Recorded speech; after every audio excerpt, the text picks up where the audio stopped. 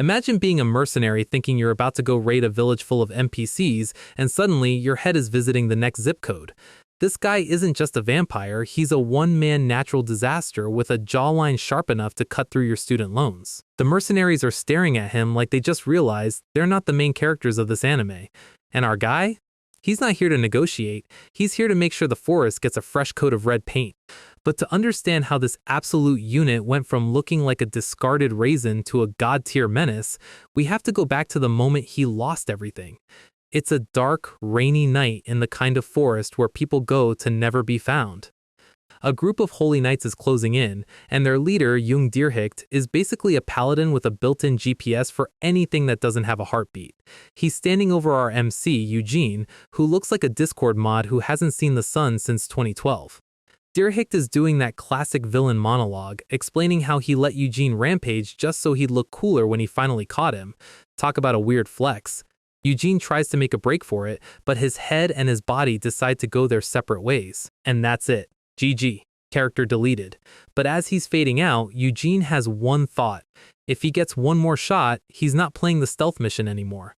Suddenly, he wakes up screaming in a tent that smells like regret and wet dog. He checks his neck, no stitches. He checks his limbs, all there. He hasn't just survived, he somehow hit the rewind button to 6 months before he got his haircut from the paladin. In his past life, Eugene was a safe player.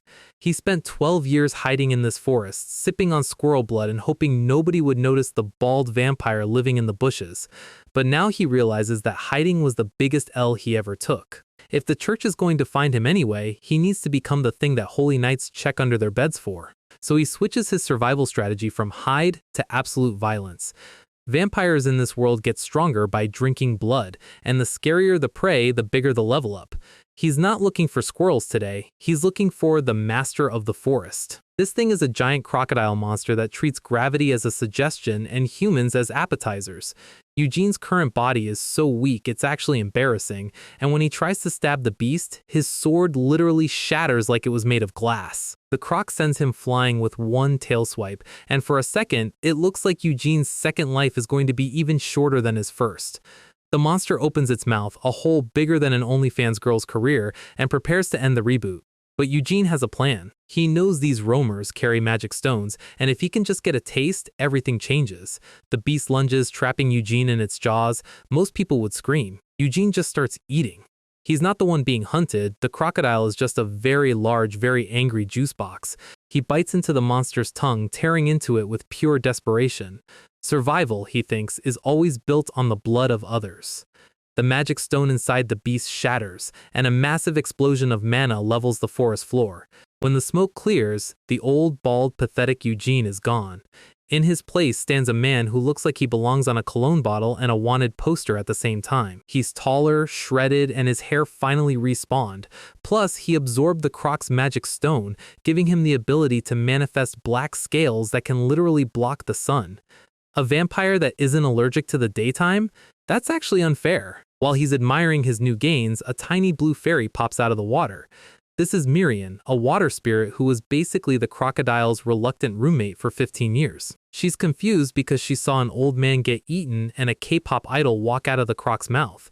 She notices the glowing tattoos on his back, but Eugene doesn't even know what they are. They've been there since he was born. He tells her to guard the forest and heads off to execute phase 2 of his plan. A few days later, he shows up at Broadwin Village, dropping off enough meat to feed the entire town for a month. The villagers are terrified because they think the red-eyed monster has come to eat them, but Eugene pulls the ultimate good neighbor act. He takes off his hood, gives them his best protagonist smile, and tells them he's just a humble guy who recovered from a disease. The villagers instantly fall for it because, let's be real, when you're that handsome, people just assume you're a saint. Mirian thinks he's gone soft, but Eugene is playing 4D chess. He knows that very soon, a group of mercenaries is going to storm this village, kidnap a kid, and kill everyone else to cover their tracks. He's not saving the village out of the kindness of his heart. He's doing it to build a reputation, and because those mercenaries are just more high-quality blood for his next power-up. He meets the mercs in the forest. Their leader looks at Eugene, who's just standing there alone without a weapon, and thinks he's found an easy target. He orders his man to make sure no scream is heard. A giant axe wielder lunges at Eugene. Our guy is currently giving Miriam a quick lesson in PR. Step 1 of not being hunted by the church: make sure the only people who know you're a vampire are currently becoming part of the forest floor. The mercenaries are having a collective breakdown. This one guy tries to be the main character and rallies the squad for a massive bounty. He thinks handing over a vampire to the church is his retirement plan. Eugene lets him get close enough to see the red in his eyes before turning him into a statistic. The captain is screaming for someone to take Eugene's head, but the only things hitting the ground are mercenary limbs. Another guy with a mace decides to charge blindly, which is a bold strategy when your opponent moves like a glitch in the Matrix. The impact shakes the trees, but Eugene blocks the heavy iron with his bare hand. The daylight is fading, and for a vampire, that's basically like getting a 2x stat buff. The mace user realizes his mistake about 3 seconds too late. Eugene stands over the wreckage. Nighttime is his domain. It's the best time to hide blood, and the best time to make problems disappear. The villagers show up with torches, led by the chief. They were expecting a massacre. They found a graveyard. The chief is staring at the carnage, wondering if the red-eyed monster finally snapped. Eugene steps out of the shadows, looking completely unbothered. He tells them he was just patrolling and found these guys getting ambushed by wolves. Specifically, black wolves. He claims he stepped in to save the day, but sadly, most of the mercenaries were already cooked. The villagers check the bodies. The marks are there. Ripped flesh, claw marks, classic wolf behavior. Miriam is in the back, looking at him like he's the CEO of lying. Because Eugene didn't just kill them, he spent 10 minutes making fake claw marks on the bodies to sell the story. Miriam asks why he's obsessing over his image when he could just leave. Eugene isn't thinking about today. He's thinking about the next 6 months. He happens to find a letter on the mercenary captain. He hands it to the chief. It's Lord Tywin's seal. The chief's face goes pale. He starts screaming for someone to find Peled. We get a look at the kid, currently eating a meal, having no idea he's the most hunted person in the province. The secret is out. The village orphan is actually a noble's mistake. Back to the fight for a second. The captain is still breathing. He's watching his men get erased by a single swing. He tries to rally them again, saying they're dead if they go back empty-handed anyway. Eugene stands there, letting them surround him. The captain is shaking. He knows this isn't a fight, it's an execution. Eugene moves. Steel flashes. The captain tries to block, but Eugene's fist hits like a falling building. He's sent flying into a tree with enough force to shatter wood. He hits the ground, gasping for air that his lungs can't hold anymore. The rest of the mercenaries are begging for it to stop. The captain asks why. Why target them? They were just doing business in the village beyond the mountain. Eugene towers over him, his shadow swallowing the man whole. That village belongs to me. The captain starts spilling everything. The illegitimate son, Lord Tywin's family. He claims they were just sent to find him. Eugene calls out the lie immediately. You don't bring a small army just to find a kid. The captain finally admits it. They were hired by Betrayal and Camilla Tywin, the legitimate heirs. They wanted the kid abducted, likely to resolve the inheritance conflict permanently. Eugene recognizes the name Betrayal Tywin. In his past life, Betrayal was a commander who specialized in hunting his kind. He remembers being tormented by Betrayal and Dirhicht. The grudge is deep. The captain begs for his life, swearing they wouldn't have come if they knew a vampire lived here. Eugene tells him to watch out for wolves on his way back. The guy thinks he's getting a grace moment. Miriam asks why he's letting them go after they saw his face. Eugene looks at her with that "you must be new here" expression. The wolves didn't need to be invited. They smelled the blood 10 minutes ago. The chief confirms the plan. The mercenaries were escorting Felid. The village is in a panic. If the Lord's family wants the kid, they're all in danger. Eugene steps in with the noble sacrifice play. He offers to escort the boys safely to the city himself. He says a knight cannot ignore such things. Miriam is actually speechless at the level of gaslighting. The villagers are stunned. A knight? In their woods? Miriam is practically vibrating with "I'm telling on you" energy. Eugene gives them a polite smile. I am Yan Eugene, of the Eugene family. The lie is officially live. The villagers' brains are currently rebooting. Miriam looks like she's about to have a spirit stroke. Eugene keeps the noble mask on, apologizing for the late introduction. He introduces himself as Yan Eugene, and the chief is already sold. Some of the villagers are skeptical, but the smart ones are already telling the others to call him Lord Eugene. Miriam whispers that this is going too far, even for a lie. Eugene notes that these people have never even seen a noble. They can't distinguish between a real knight and a vampire in a fancy mood. They start making up their own backstories for him. Was he training, healing injuries? The chief gets worried because the village is poor and they can't afford a reward. Eugene plays it cool. He just wants a place to rest for the night. The chief offers his own house, looking like he just got a visit from a saint. The next morning, Eugene is looking out the window. He tests the skin hardening ability he took from the forest master. The black scales cover his skin, blocking the sunlight. This is a game changer. Miriam calls him an ignorant vampire because he claimed to be a noble but can't even read. Eugene admits it's a risk, but he's leaving today anyway. Miriam is still confused why he's doing all this befriending NPCs side quest. The villagers are ready to depart. Eugene's status has shifted overnight.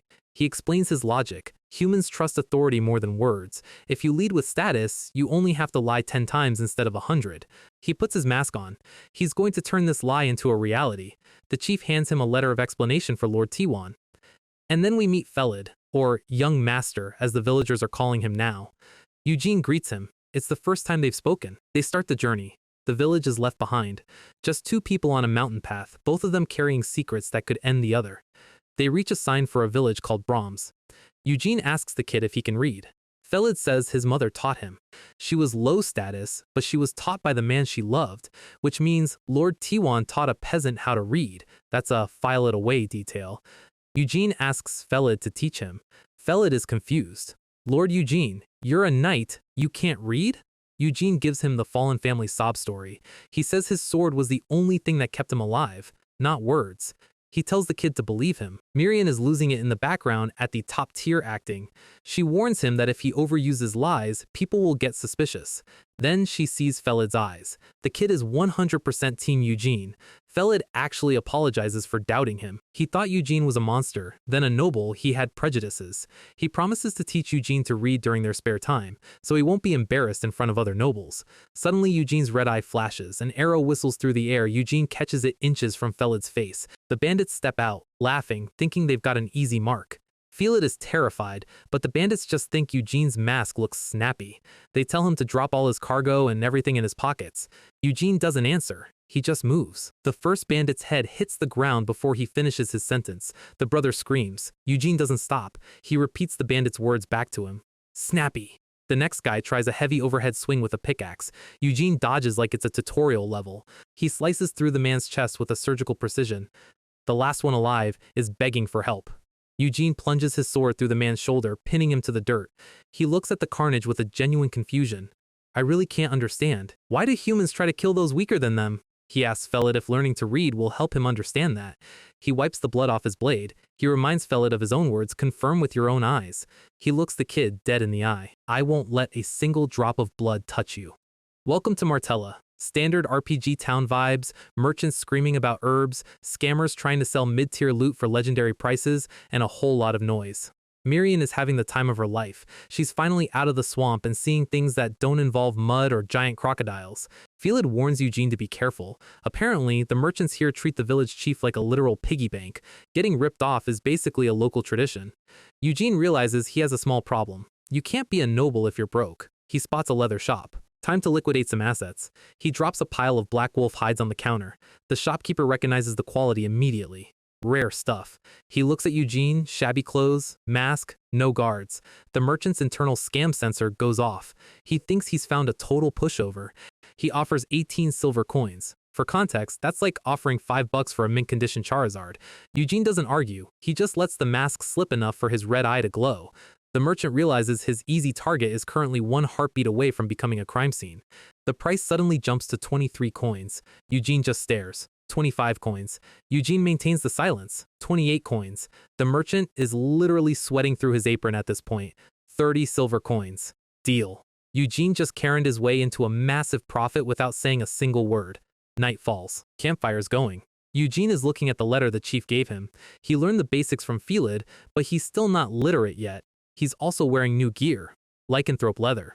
Miriam thinks the shopkeeper was a sucker, but she's more annoyed that Eugene didn't push for the expensive silk. She starts lecturing him on how real vampires live, castles, servants, drinking blood like it's vintage wine. Apparently, she's been listening to the successful seniors in the spirit world. Eugene asks if she can read. She says nope with 100% confidence. At least she's honest. The conversation gets cut short. Felid walks up, looking like he hasn't slept in 3 days. The kid is traumatized. Seeing Eugene butcher a rabbit reminded him of the mercenary massacre. Miriam notes that normal people aren't exactly fans of casual gore. Felid tries to push through it. He wants to keep his promise. He's got paper and ink. Time for Eugene's midnight tutoring session. They sit by the fire. Eugene is picking this up way too fast. Felid is shocked. Most people take a year to learn what Eugene just did in an hour. Eugene shifts the topic to the kid's future. Becoming a noble overnight isn't all fun and games. Felid gets quiet. It doesn't feel real to him. He doesn't even expect a warm welcome. He just wants to see his dad before the end. Footsteps. A group of armed men walks into the light. Eugene scans them instantly. Real weapons. Real armor. These aren't the discount mercenaries from earlier. He tells them they're headed to Lord Tiwan's castle. No point in lying to people headed the same way. The leader, Partek, asks to share the fire, offers mutton and wine. Then the rookie, Laban, opens his mouth. He's loud, annoying, and has zero respect for the vibe. Eugene introduces himself as Knight Yan Eugene. Laban literally laughs in his face. No horse, no armor? He thinks Eugene is a fraud. He's never heard of House Eugene. He leans in, looking for a fight. Eugene stays calm. He already told Felid he's a knight. If he backs down now, the whole lie falls apart. He realizes these guys are here for a reason. He looks at the group. He could kill every single one of them before the mutton is finished. His hand moves toward his hilt. The red eye is back. He's ready to clear the room. The blade is an inch out of the scabbard, and then Partek steps in. He's not an idiot. He slams Laban into the dirt before the kid can finish being a moron. He apologizes immediately. He knows he just saved his rookie's life. Laban is on the ground, wondering why his captain just tackled him. Eugene tells them to just find a spot and shut up. He's not in the mood for an apology tour. He realizes his knight disguise is going to face way more scrutiny from now on. The camp settles. Laban is still pouting like a child who lost his iPad. He wakes up later, still salty. He asks Partek why they're being so submissive to a guy in a shabby robe. Partek sighs. He's realized he's working with a literal brick wall. He explains that Eugene is holding a high-tier short sword and wearing lycanthrope leather. The robe alone costs 3 times Laban's monthly salary. He points out that Eugene was reading a letter, which means he's literate. In this world, if you're a traveler who can read and you're wearing gear that costs a small fortune, you are dangerous. Laban is confused. How do you know he's that strong? Partek looks at him with genuine pity. He saw Eugene's posture. Right hand inside the robe, left arm pulled back. Total weight distribution for a quick draw kill. If Partek hadn't stepped in, Laban would be a was-were. He starts explaining what knights actually are in this world. They aren't just guys in armor. They're born into nobility, holding swords from birth. They spend their lives diving into dungeons and killing monsters without flinching. They build their reputation on battlefields, stacking bodies until they get noticed. Only then do they get knighted. It's a title written in blood. So, if Eugene is real, he's a monster. If he's fake, he's an even bigger monster for having the confidence to pretend. Partek estimates Eugene's power level is way above his own. Laban finally starts to feel the L he almost took. Eugene is eavesdropping the whole time. Vampire hearing is basically cheating. He realizes the knight title carries way more weight than he thought. He starts thinking, why did the Tiwan family hire trash mercenaries earlier if people like Partek exist? Something is definitely off. He decides to join their group. He walks over to Partek. He offers to travel together since they're headed to the same place. Laban is currently having a he's so handsome crisis. They arrive at the capital. Eugene is playing the part perfectly. Miriam pops out, having successfully eavesdropped on the mercenaries for him. She's got the tea. Lord Tiwan is on his deathbed. Dying of old age or mysterious illness, either way, he's cooked. And a new dungeon just opened up. Miriam asks what happens to Felid if the dad dies before they get there. Eugene says it's not his problem, but they both know the legitimate brothers will kill the kid the second they get the chance. Felid looks at the castle. He just wants to see his father's face one last time. Eugene realizes this is the moment. Their fates are about to change. We've arrived. Rose Castle. It's massive. Ornate. Intimidating. Miriam is already making a when we're successful, we're buying a castle wish list. Eugene tells her to shut up and stay hidden. The gate guards stop them. Kamara Tawan, the eldest son, steps out. He looks like he thinks he's in an otome game. He treats the mercenaries like trash, telling them to start unloading the goods. He spots Eugene standing there. Why aren't you moving? Eugene introduces himself as Knight Yan Eugene. Suddenly, a voice rings out from behind Kamara. A man in silver armor, a red cape, and a blue gem brooch steps forward. Eugene freezes. He knows that voice. He remembers it from the night his previous life ended. It's him. Meet Bertel Tiwan. Second son, direct knight, and owner of the smoochest grin in the territory. He and Kamara are currently having a who's the real heir mid-off in the middle of the courtyard.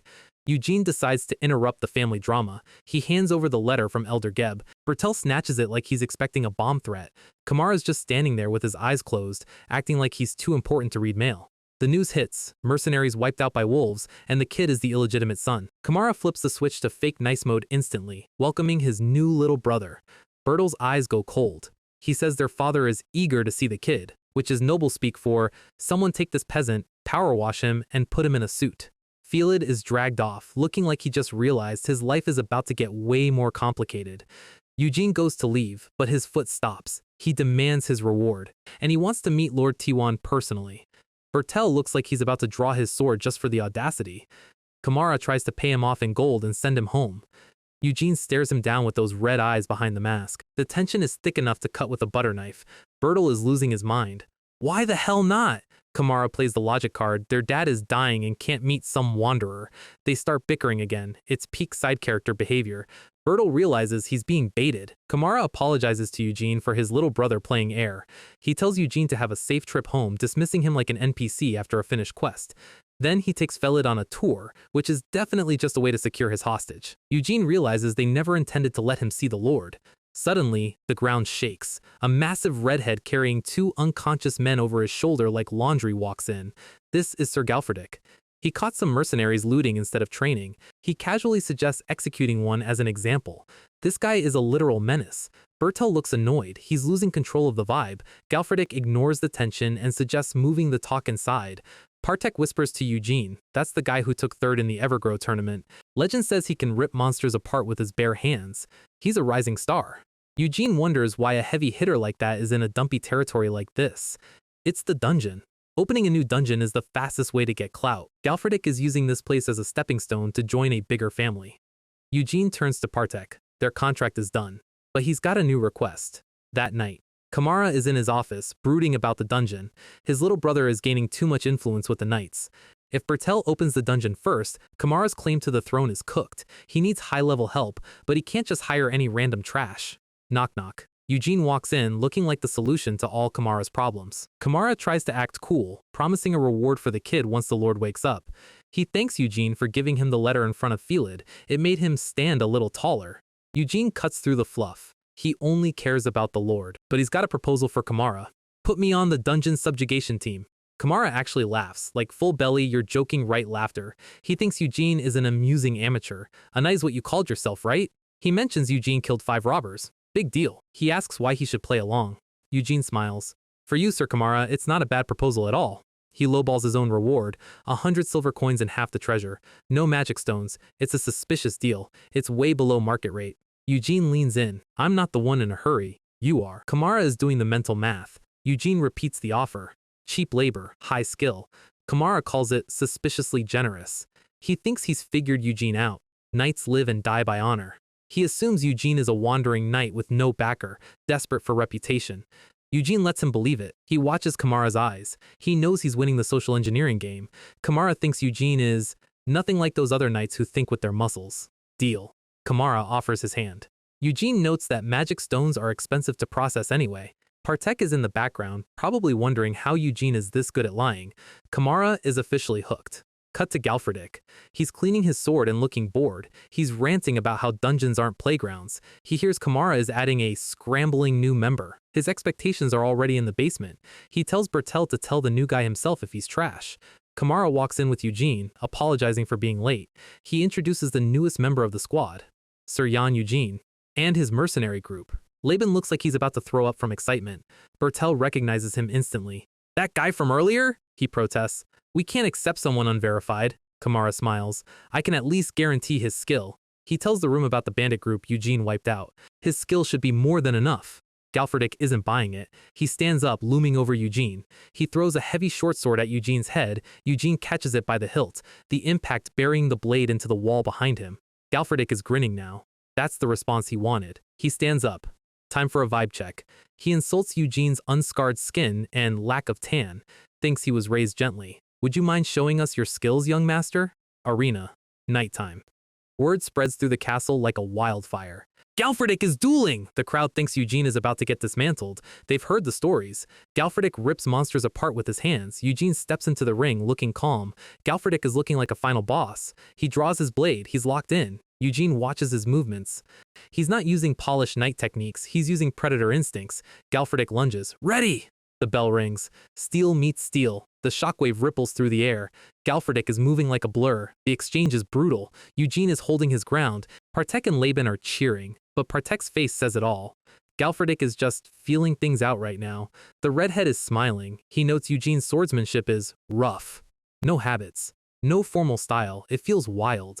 Galfredick stops, his sword locked against Eugene's. So that is it. The duel is peaking, and Galfredick thinks he's cracked the code. He calls out Eugene's sloppy stance and unrefined style. He thinks Eugene is just a guy with a high physical stat roll and zero training. He tells Eugene to beat him if he wants him to shut up. Challenge accepted. The impact splits the air. The floorboards are literally giving up. Galfredick is swinging like he's trying to delete the concept of gravity. Eugene is just absorbing it. The shockwave clears the dust for the crowd. Kamara is grinning, thinking his investment just got knocked out. But Eugene is still standing, and his eyes are starting to do that thing you don't want them to do. He catches Galfredick's blade mid-swing. The redhead is shocked. Most people's arms would have folded like a lawn chair. Eugene is learning his rhythm in real time. The exchange is getting faster. They're moving like a pair of high rankers in a starter zone. Eugene drops the formal act. He gives Galfredick a look that says, "Tutorial is over." Galfredick lunges and gets a face full of overwhelming strength. He admits it, Eugene's raw stats are just built different, but he thinks his experience gives him the upper hand. Then, Eugene shifts his stance. It's not a knight stance. It's a predator's. The ground shatters under Eugene's foot. He's not using a sword technique, he's using momentum. Galfredick finally realizes he didn't run into a knight, he ran into a survival instinct with a pulse. He barely gets the words, "It is my loss" out before Eugene sends him on a one-way trip through the castle wall. Galfredick is currently part of the masonry. The referee looks like he's forgotten how to speak. The winner is Knight Jan Eugene. The crowd goes from silent to, who is this guy and why is he a god? Laban is already claiming Eugene like a prized Pokemon. The redhead is still down, but he's starting to laugh. He gets up, looking like he just had the best time of his life. He's glowing. Literally. He marches up to Eugene and grabs his hand like they're best friends. He's demanding a round of applause for the guy who just tried to liquefy his ribs. The whole courtyard is chanting Eugene's name. Betrayal looks like he's having an aneurysm. Dinner is served. Eugene is currently being treated like a VIP. Kamara is sending personal staff to make sure the star is happy. Miriam is having a blast with the fancy lighting and tight curtains. She's asking if Eugene's going to get a stomachache from eating human food. Eugene is just tired. He gives the staff his best "I am a reclusive noble" stare. The next day, Kamara is practically clinging to him. He's Sir Eugene now. The disguise is working almost too well. Then Laban shows up, screaming at 100 decibels, followed by Galfredick, who has officially decided that Eugene is his new comrade in arms. The redhead is bragging about his bruised face like it's a trophy. He's basically asking Eugene to hit him again. He wants a sparring match every day. Eugene realizes his plan to be a mysterious loner is failing miserably. He's being swarmed by people who think he's a hero. Then, the vibe shifts. A new face walks into the courtyard. Sir Eugene, have you been well all this time? Nighttime at Rose Castle. Betrayal is busy cleaning up his mistakes. He's currently beating a man to death for failing to kill Pellet at the village. He's furious. His plan to secure the inheritance is slipping. The man begs for mercy, saying the black wolves were an anomaly. Betrayal doesn't do mercy. He looks at the man with those cold, blue eyes. You're useless. The guards look away. They know what's coming. Done. One less witness. Betrayal is already thinking of a new plan. He decides the dungeon is the perfect place for a tragic accident. Our guy is visiting Pellet. The kid is shaking. He knows Betrayal just ordered him to the dungeon. I came here to die, and now I'm being sent to the dungeon to die. Eugene gives him the cold truth. His brothers never wanted him to reach the castle alive. Pellet looks like he's given up. Eugene offers him a lifeline. Pellet Tiwin, you can become my retainer. He reminds the kid he's 16. He's a legal adult. He can stay hidden and wait for death, or struggle until the very end. The day the dungeon opens. Galfredick is giving the brief. Retreat if high rankers show up. The porters are laughing, thinking they're safe in the back. They're planning to fake injuries if things get spicy. Then Betrayal shows up, looking for Pellet. He's looking for his prey. He spots the kid with Eugene. He calls Pellet a low-born, uncivilized brat. He tells him to get to his position in the vanguard, basically a death sentence. Pellet doesn't move. Betrayal gets in his face, screaming about authority.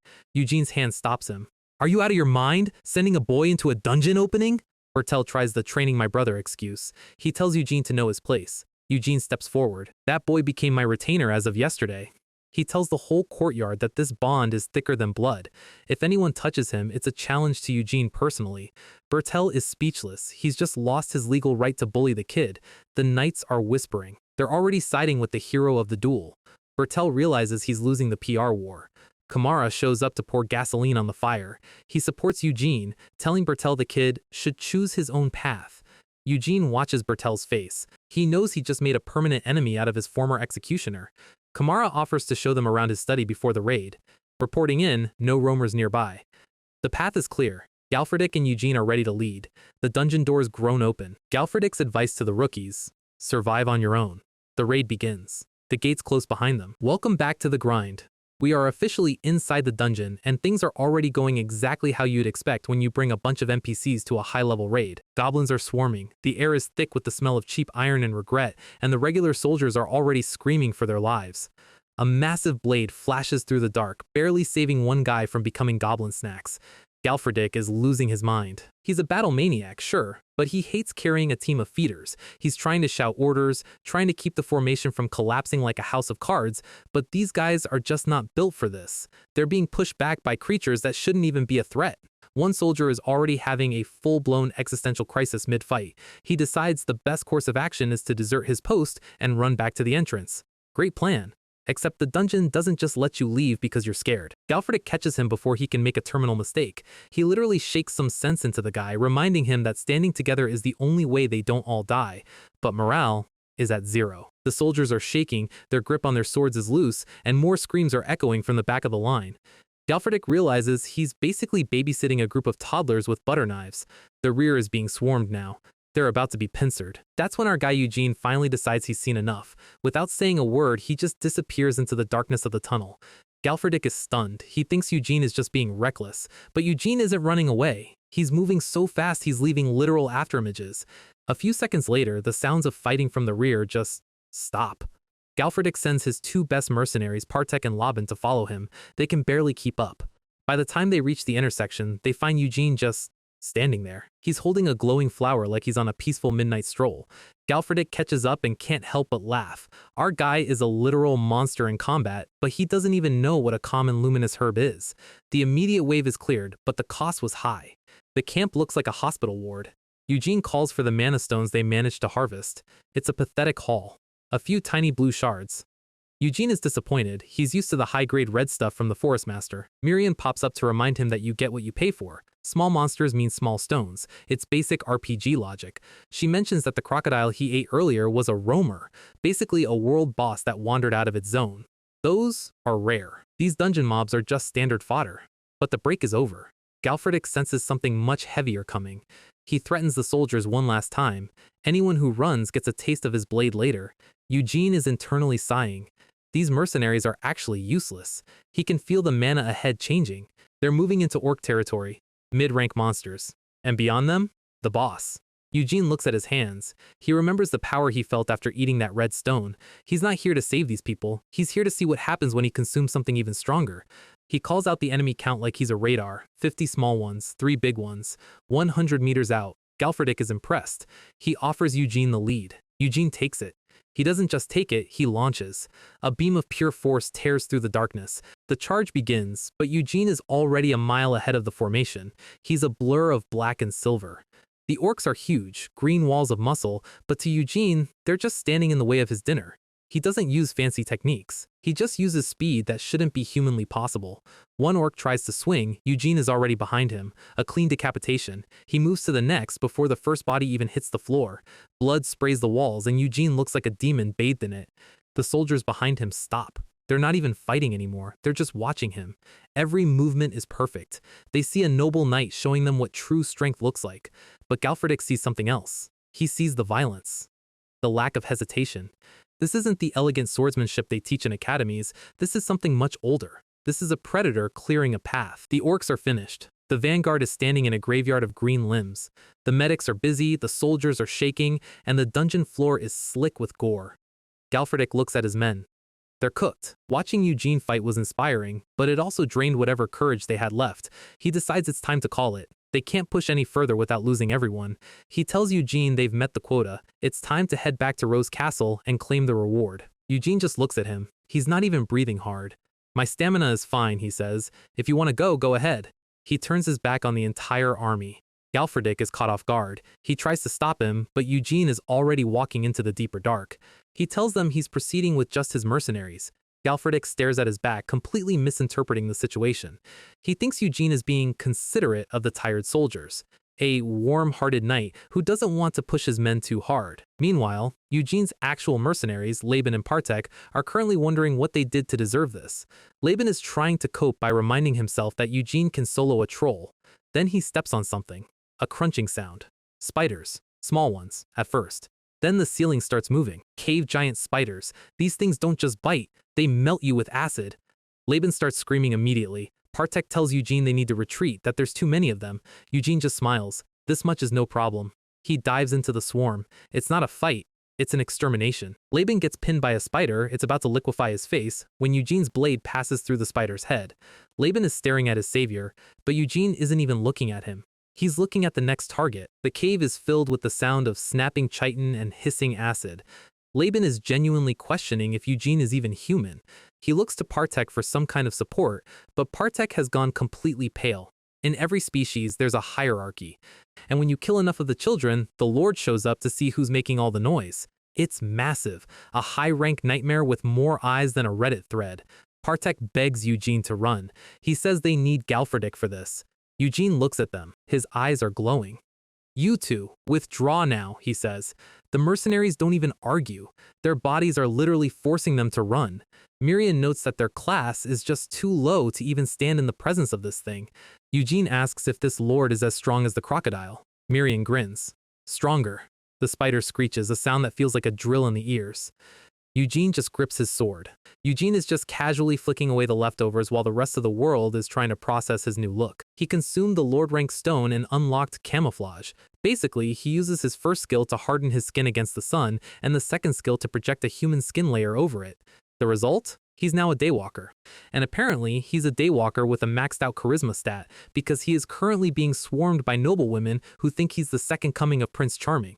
Miriam is loving this. She's hovering over him like a personal hype man, laughing while these girls try to figure out if he has elf blood in his veins. Eugene is just internally sighing. To these people, the fact that he ripped a monster apart with his bare hands is now proof of his noble supernatural heritage. The ears, the eyes, the strength, they are literally writing his backstory for him. Galedick is in the background, probably wondering why he isn't the one getting the attention, while he tries to wrap his head around how Eugene hid those looks under a mask. Eugene just gives the most deadpan answer possible. I never deliberately tried to hide it. Total main character move.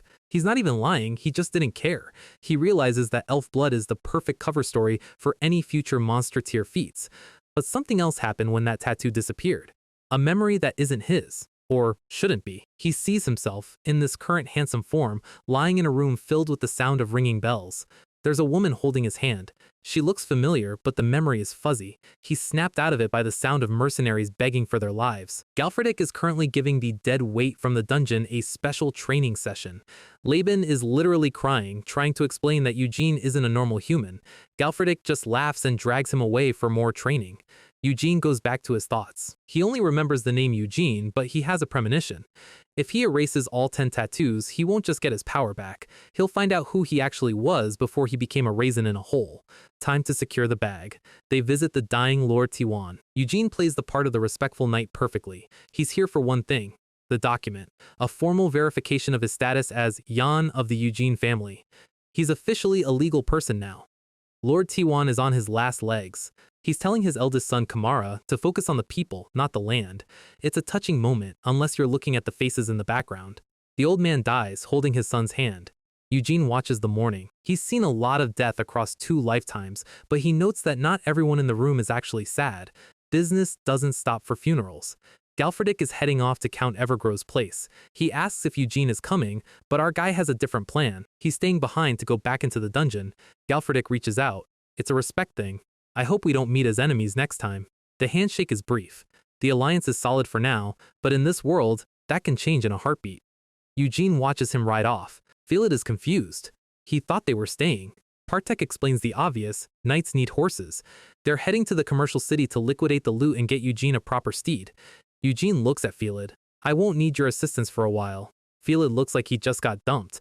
Next stop. The Kaler Kingdom's largest commercial city, Marin. Marin is a city built on gold and ego. It's loud, it's busy, and everyone is looking for a deal.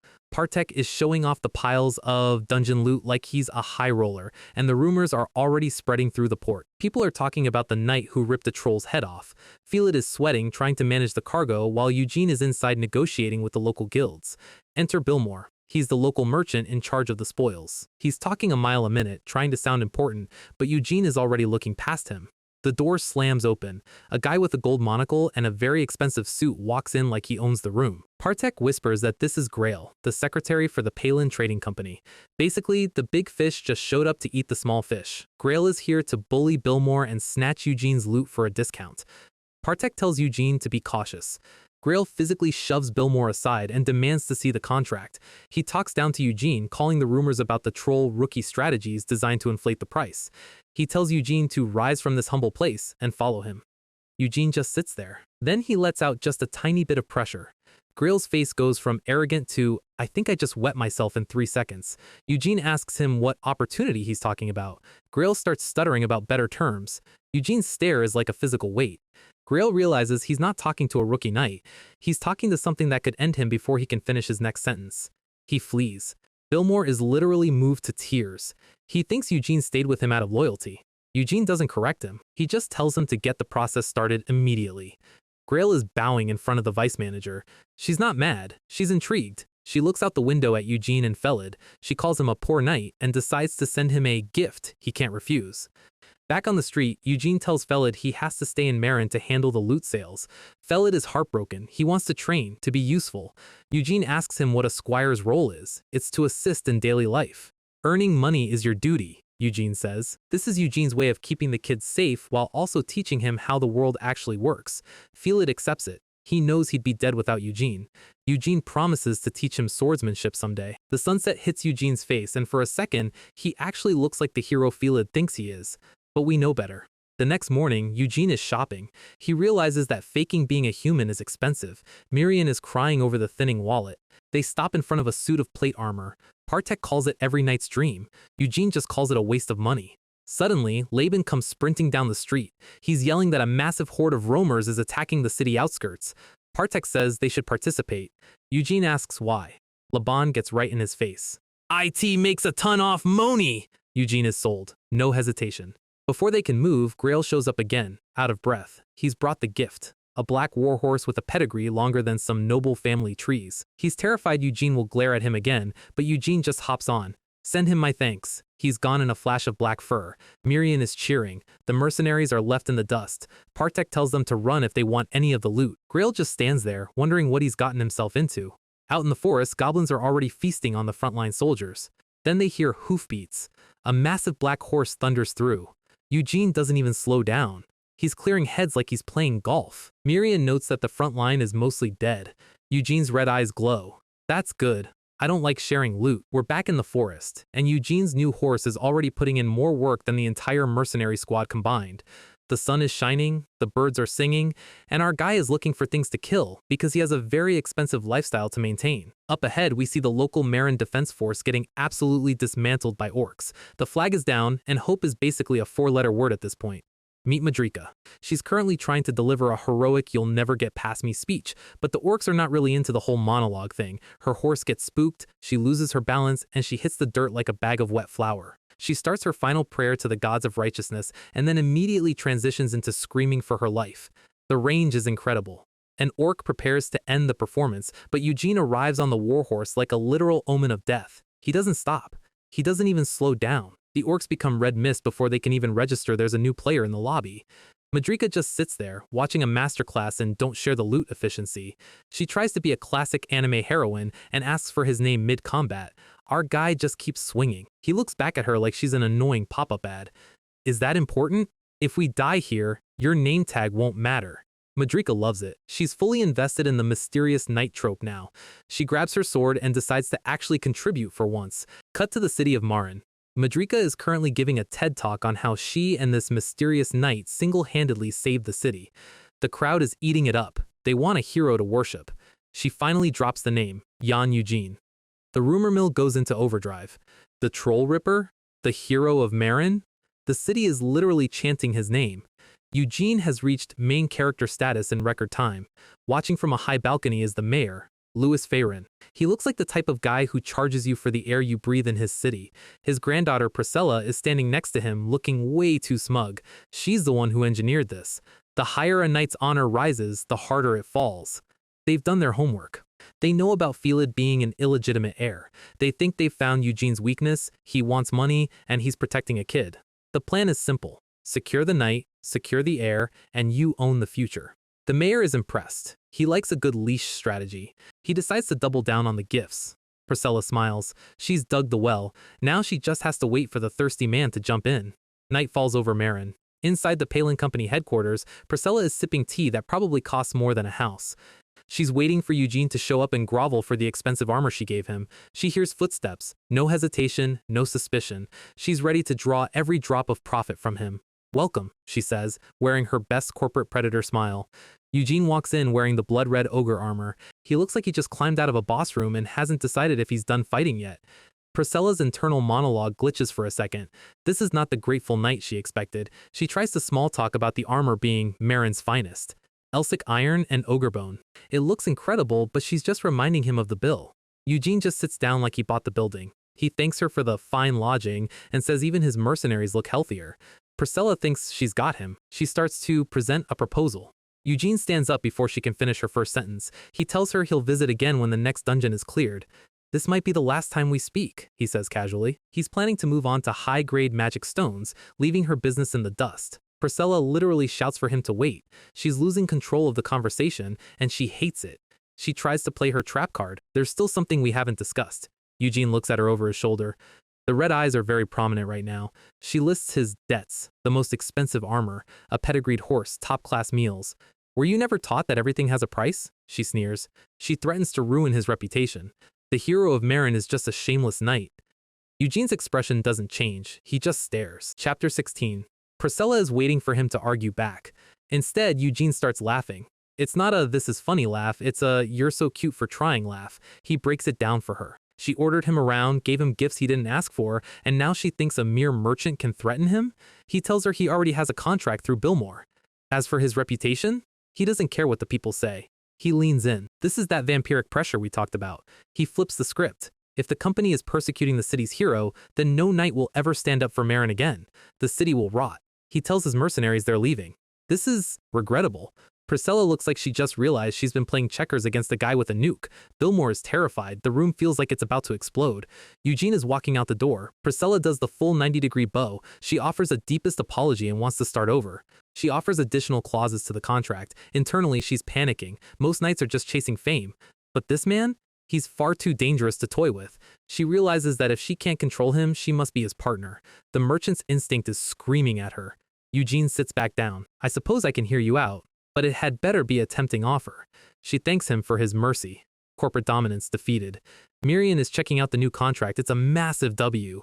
Eugene now has unrestricted access to hundreds of branches and dungeons. Partek is impressed. This is better than a noble appointment. They're heading back to House Taiwan's territory. The Palin Company is huge, connecting noble families and demon realms. Eugene just brushes off the praise. "I was just irritated, that's all." Then the rotten potato shows up. A bald mercenary leader who looks like he survived a fire and is mad about it. He starts yapping about Eugene's pretty face. Lord Kamara, now Lord Taiwan, shows up to greet them. He tells Eugene that his brother Bertel has hired new mercenaries. The last squad Bertel hired tried to kill Felid and got wiped by wolves. These new guys feel exactly the same. They're assassins in disguise. Kamara wants Eugene to be the commander of the raid. The bald mercenary spits on the ground. "If he dies in the dungeon, am I the boss?" The disrespect is through the roof. Eugene just stares at him. "A dungeon is where life is worth as much as a fly." Baldy smiles. He thinks he's the predator. Eugene agrees. "If I die, the bald bastard takes over."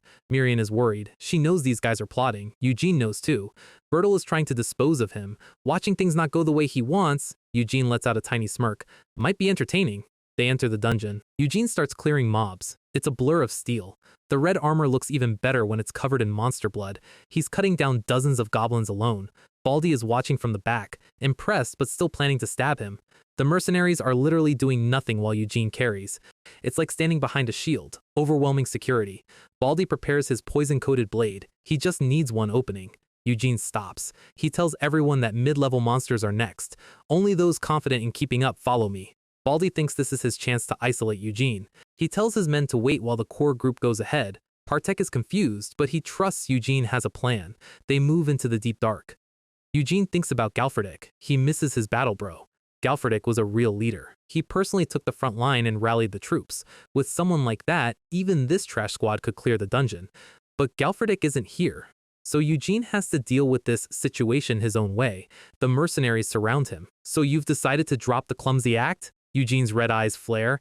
If you're that eager to die? Miriam unleashes a torrent of water magic. It looks like a whirlpool inside a cave. The impact hits the torches. Pitch blackness. The mercenaries are screaming. I can't see anything! The sound of wet tearing fills the air. They start swinging at each other in the dark. Someone's leg gets taken out. The panic is absolute. Baldy is frantically trying to spark a light. Ignite! Ignite already! He stops. He can't hear anything anymore. No screams, just silence. Then he hears a footstep. Right behind him. Do you really need light? Eugene reaches out and helps him strike the flint. The small flame reveals the carnage. Eugene is standing in a sea of bodies. Who is the hunter and who is the hunted? The fangs are out. The bald guy realizes he didn't bring a knife to a sword fight. He brought a snack to a vampire lord's dinner party. Storms rolling in, lightning's flashing, and Kamara looks like he's just seen a ghost. Eugene is standing in the middle of the room, looking absolutely done with the T-Win family drama. Kamara wants to know if the news is true, if Betrayal really tried to have their hero deleted. Eugene doesn't answer. He just throws Maverick's half-dead body on the floor like a sack of trash. Bertel tries the classic, he's just a crazy old man defense, but his voice is shaking more than a phone on vibrate. He tells his brother to get a grip, that the words of an insane mercenary don't matter. But Maverick isn't just a mercenary anymore. He's a fledgling. He looks at Eugene with terrified devotion and screams his confession. Then, he decides the only way to atone for his sin is to yeet himself out the window. He lands squarely on a statue in the courtyard. Rest in pieces, Baldy. Betrayal immediately tries to spin it. See? Clearly insane! Kamara isn't buying it anymore. He looks at his brother and sees a stranger. Betrayal starts screaming about knightly pride and slandering his noble name. Eugene just steps forward. Betrayal, on your honor? Are you innocent? The lie comes out of Bertel's mouth before he even thinks about it. That's all Eugene needed. Then, I challenge you to a trial by combat. He smiles, and it is the most terrifying thing in the room. Bertel's face goes pale. He knows he's cooked. Word spreads through the servants' quarters like wildfire. The second master is holding a duel in the front yard. Everyone knows Betrayal's reputation, but they've all heard the stories about Eugene. Betrayal draws his sword. He's trying to look composed, but Kamara is watching from the sidelines with a face that says, I'm already planning the funeral. The duel begins. The truth is supposed to be granted to the victor by the will of God. Betrayal lunges. Eugene doesn't even move his feet. Steel meets steel, and sparks fly as Eugene parries like he's swatting a fly. Betrayal is putting everything into his swings, shouting, sweating, and praying for a miracle. Eugene is just watching him. He remembers his previous life. He remembers being hunted by this lowly creature for over a decade. The man who once seemed like an unstoppable knight of the church is now just a pathetic kid struggling against a god. Eugene strikes. Betrayal's sword is sent flying across the courtyard. Pick it up, Eugene says. He's not done playing with his food. Betrayal's swordsmanship isn't bad, but even the servants watching from the windows can tell that this isn't a fight. It's an execution. Eugene's blade flashes. Kamara finally screams for them to stop. Enough? Eugene asks. Kamara steps in. He can't watch his younger brother die. He declares Eugene the victor. Betrayal has lost his claim. But Betrayal isn't a go to prison and reflect kind of guy. He's a screaming at the top of his lungs kind of guy. He grabs his sword one last time, veins popping in his neck, and charges at Eugene's back. If only you never appeared in my life! A single red line appears across the air. Betrayal stops. His body won't listen. He hits the dirt. He looks up and sees Kamara staring down at him with pure disappointment. You should have grasped the final chance my brother gave you. One final swing. Betrayal Tywin is officially a memory. The crowd is dead silent. Eugene just turns and walks away. He didn't even break a sweat. One life debt, officially paid in full. Later, Eugene is back in his room. Miriam calls him out for being heartless and cold for discarding his fledgling. Eugene just shrugs. Maverick was weak. Keeping a fledgling around is just a liability. Besides, he says. Do I seem like the type to spare someone who bears their fangs? Miriam sighs. Our guy is definitely missing that main character kindness chip. He thinks to himself that if he actually liked someone, he might turn them. Someone like Galedick. Speaking of the devil, Eugene heads back to Marin. Billmore and Priscilla are waiting for him. They try to small talk about the latest dungeon success, but Eugene cuts straight to the chase. What happened to Galedick? Priscilla's face goes serious. 2 weeks ago, Galedick entered the Evergrow labyrinth alone. He entered the advanced monster zone and he hasn't come back out. Eugene doesn't wait for the rest of the report. He's already writing. Eugene slams the door open to the Evergrow estate. Jeb and Evergrow is waiting for him on the balcony, looking like he just finished a shampoo commercial. You're much younger and more handsome than the rumors suggested, he says. Welcome to the Evergrow territory, where everyone is beautiful and also probably a liar. Jebin blames Galedick's greed for the situation. He says Galedick entered the upper levels on his own.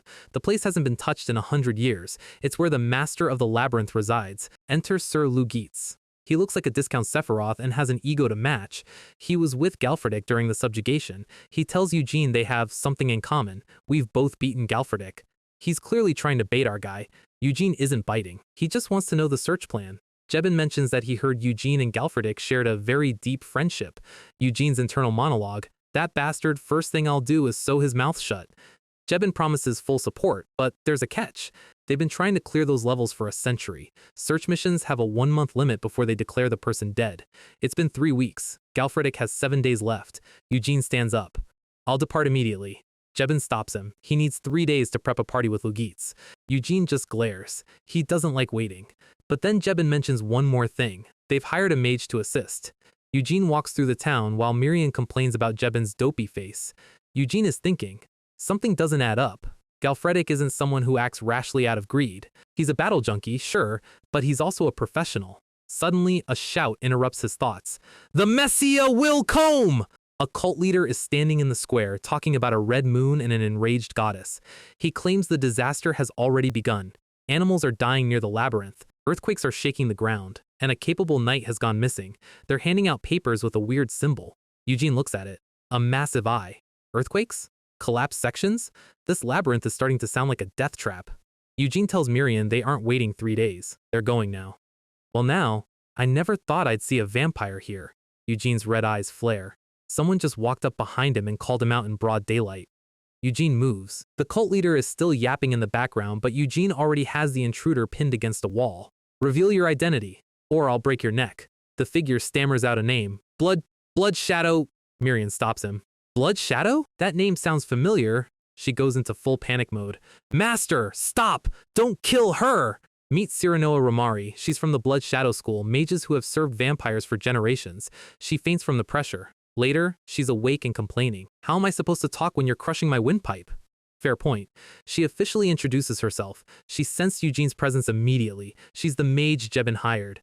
Eugene asks if she was there when Galedick disappeared. She was. She tells him the real story. The labyrinth clearance was going fine until they hit the upper levels. Casualties were mounting, but they were confident. Suddenly, a tremendous roar shook the entire place. An earthquake split the ground. Cyranoa was about to fall into the abyss, but Galedick, who was supposed to be guarding the rear, saved her. He fell into the chasm instead. Everyone else believes Galedick caused the collapse by trying to open the gate. Cyranoa knew the truth, which is why she came to find Eugene. Eugene realizes Jebin lied to him about Galedick's greed. Either Jebin is a snake, or someone is feeding him false info. But then Cyranoa drops the micro-mystery payoff. At the bottom of that abyss where Galedick fell, she saw it. A massive eye drawn in the darkness. The same symbol the Messiah cult is using to summon their savior.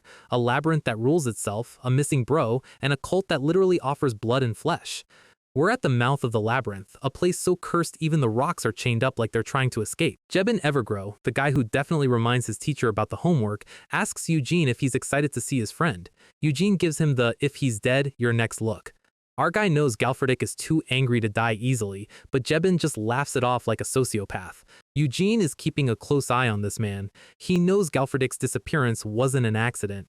He's calculating every step, praying his bro can hold out for just a few more hours. Suddenly, a group of Templars from the Evergrow Monastery show up to help. They call Eugene pious, which is hilarious because he's literally a vampire, and Miriam is in the back losing her mind over the irony. Templars usually only take orders from God, so seeing them fanboy over a wandering knight is the first massive red flag of the day. Eugene isn't buying the act. He knows a setup when he sees one. They head inside. The labyrinth is a massive artificial structure designed for one thing, making sure whatever enters never leaves. Miriam is loving the water energy in here, but Eugene realizes this place is an artificial survival habitat. It's the kind of place a low-level Raisin vampire would love to hide in, and Jebin chooses that exact moment to call people like that wretches. He's acting like the perfect guide, boasting about how House Evergrow has mapped out every inch of this place. Eugene asks how much further, and Jebin tells him to be patient. Then he mentions that for a mapped-out area, people seem to disappear here quite often. When Eugene points out the high casualty rate, Jebin's mask finally slips. He doesn't call them casualties. He calls them sacrifices. That is the moment the Helpful Noble DLC expires. The ground starts to shake like the world's worst bass drop. Jebin yells that the structure is shifting and tells Eugene that the shortcut is right where he's standing. The walls literally start to rotate. This isn't a dungeon, it's a giant clockwork meat grinder. Romari realizes something is wrong, but Jebin is already standing on a higher ledge, looking down like he just won a game of chess. He tells Eugene that the shortcut is a one-way trip to the bottom. The gears turn, the floor vanishes, and Eugene and Romari are dropped into the dark. Eugene lands on his feet because he's a beast, but he immediately knows he was played. Romari points into the darkness, terrified. Eugene's eyes go wide. There he is, Galedick, tied to a stone cross, covered in blood and looking like a discarded extra from a horror movie. Eugene rushes over, the battle bro bond overriding his usual cold logic. He checks for a pulse. He's still alive. Barely. Eugene is already planning the rescue, but Miriam interrupts with a warning. Something else is down here. Something that doesn't feel like a normal monster. The air shifts. A heavy, oppressive wind starts to blow through the chamber. It's not coming from a door. It's coming from the ground. Two glowing orange eyes ignite in the darkness. A massive flaming skeletal head rises from a pool of gore. It's a minotaur, but not the cool mythological kind, the I'm going to eat your entire lineage kind. Eugene tells Romari to protect Galedick while he handles the heavy lifting. The beast charges. It's moving way too fast for something that size. Eugene parries, but the impact feels like catching a falling building. He tries to counter, but the Minotaur's sheer physical pressure sends him flying. Our guy realizes his normal sword isn't even scratching the paint. The beast looms over them, wreathed in purple soulfire. Eugene tries to regroup, but then a massive explosion of light hits the room. The Minotaur slams its weapon down, narrowly missing Galedick's cross. Eugene's heart stops for a second. If that hit, his friend would have been erased from the server. He moves to intervene, desperately trying to draw the aggro. Suddenly, a magic circle appears under Eugene's feet. He's being restrained. Romari tells him he's crazy for trying to fight a top-tier beast like that head-on. She's terrified. She thinks they're both dead. She points her staff at Eugene, physically holding him back with magic. She tells him that if he wants to save Galedick, he needs a cool head. Charging blindly is just suicide. She's confused about why a Minotaur is even here. It's way too big for this level of the dungeon. Eugene is fuming. He hates being told what to do, especially when his bro is on the line. Then he hears a voice from above. Jebin is watching from the balcony, laughing at the pitiful struggle. Eugene looks up, and the name Lugitz finally hits him. This isn't just a noble. This is a monster in a human suit. Lugitz starts monologuing about how surprised he is that Romari can use earth magic. Eugene realizes this man is the architect behind Galedick's condition. Lugitz shrugs it off, saying he was just bringing a friend to his lord. He grabs Eugene's hand and mocks him for being rude. Eugene tries to use his vampiric strength to crush the guy's wrist, but something is wrong. A glowing purple crest flares on Lugate's hand. It's the inheritance crest. It allows a human to steal the power of non-human beings. Romari explains that this magic is completely forbidden because of how twisted it is. Lugate calls her a coward. He thinks forbidden is just a word losers use for things they can't do. He rants about being a chosen one who will survive the end of the world. Eugene just sees a fraud. So you borrowed someone else's power to win, and now you're acting like you're the main character? Our guy is done talking. He decides to show this chosen one what real power looks like. The room explodes as Eugene unloads. Romari is stunned. She's wondering how a normal vampire can emit this much raw energy. Lugate realizes Eugene was hiding his true level the whole time. They clash. It's high-speed violence, steel against stolen mana. Lugate claims he has no intention of holding back, and he uses the labyrinth's traps to split the group. He drops a massive stone pillar, telling Eugene to fall quietly. Romari screams as she's caught in the crossfire. Eugene is forced to choose, chase Lugates or save the team. He chooses his team. He's a monster, but he's not a snake. He catches a falling blade with his bare hands. Lugates watches from safety, actually impressed for once. He admits that in a head-on fight, he might have actually lost. But he's a cultist. He doesn't do fair fights. He says Galedick was the perfect bait, and now the last sacrifice is ready.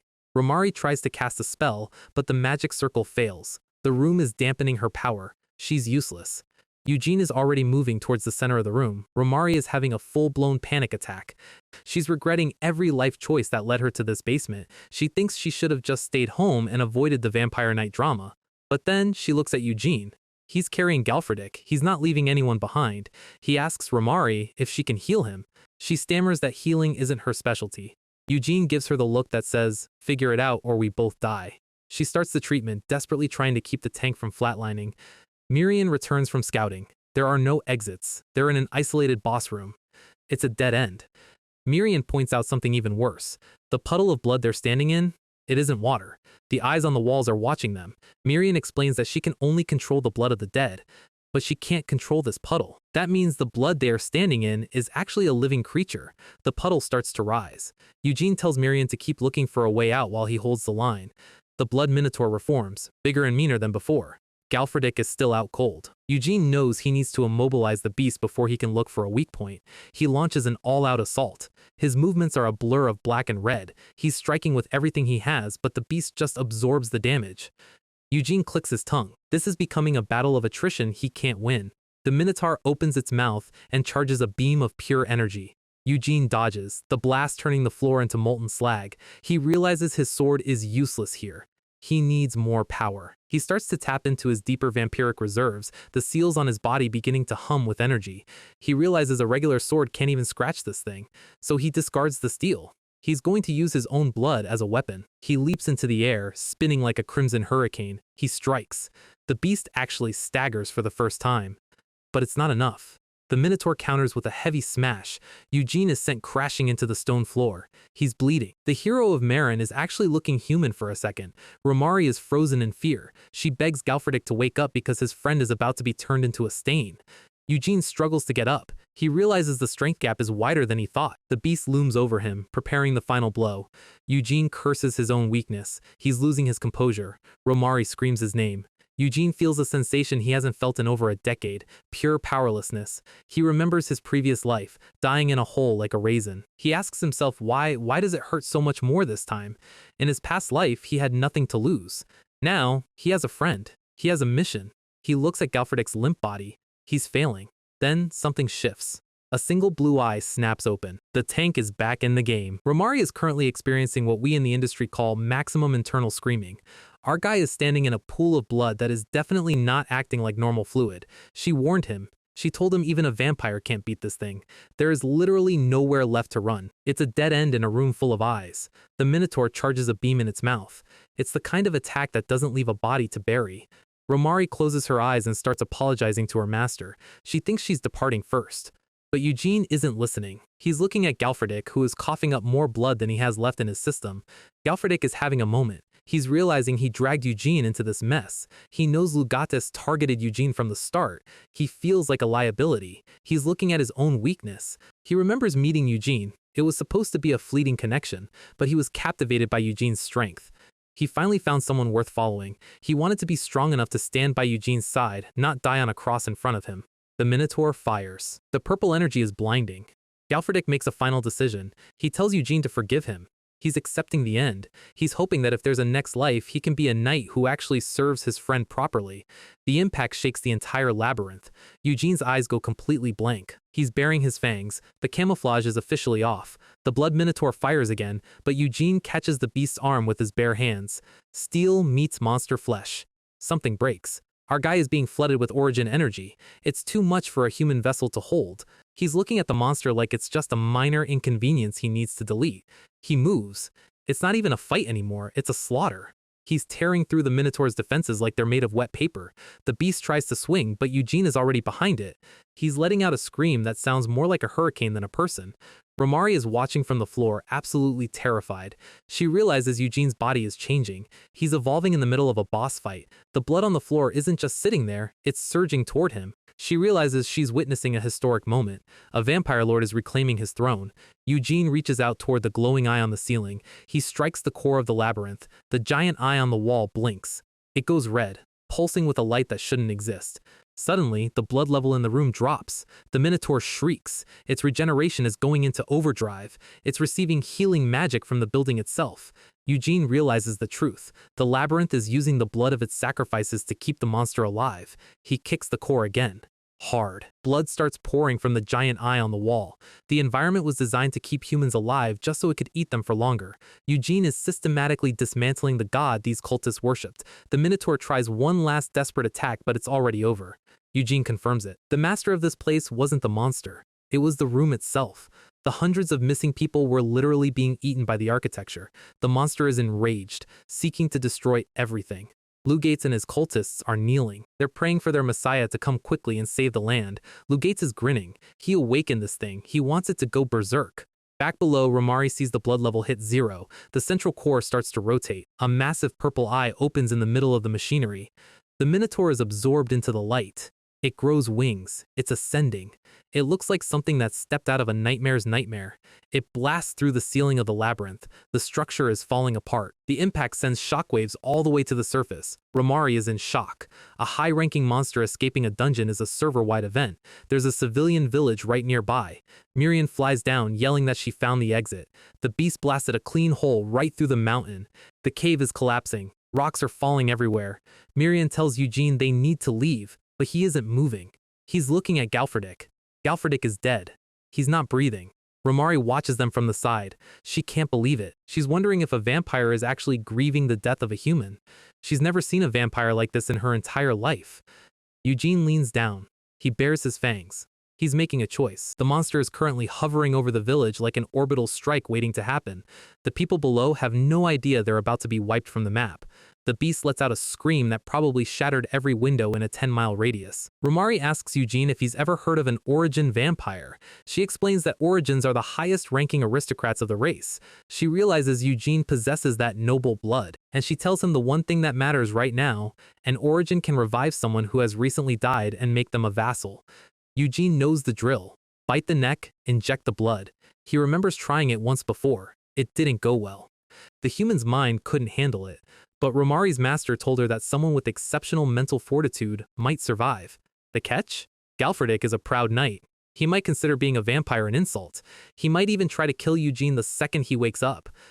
Eugene looks at his friend. He realizes he never told him the truth.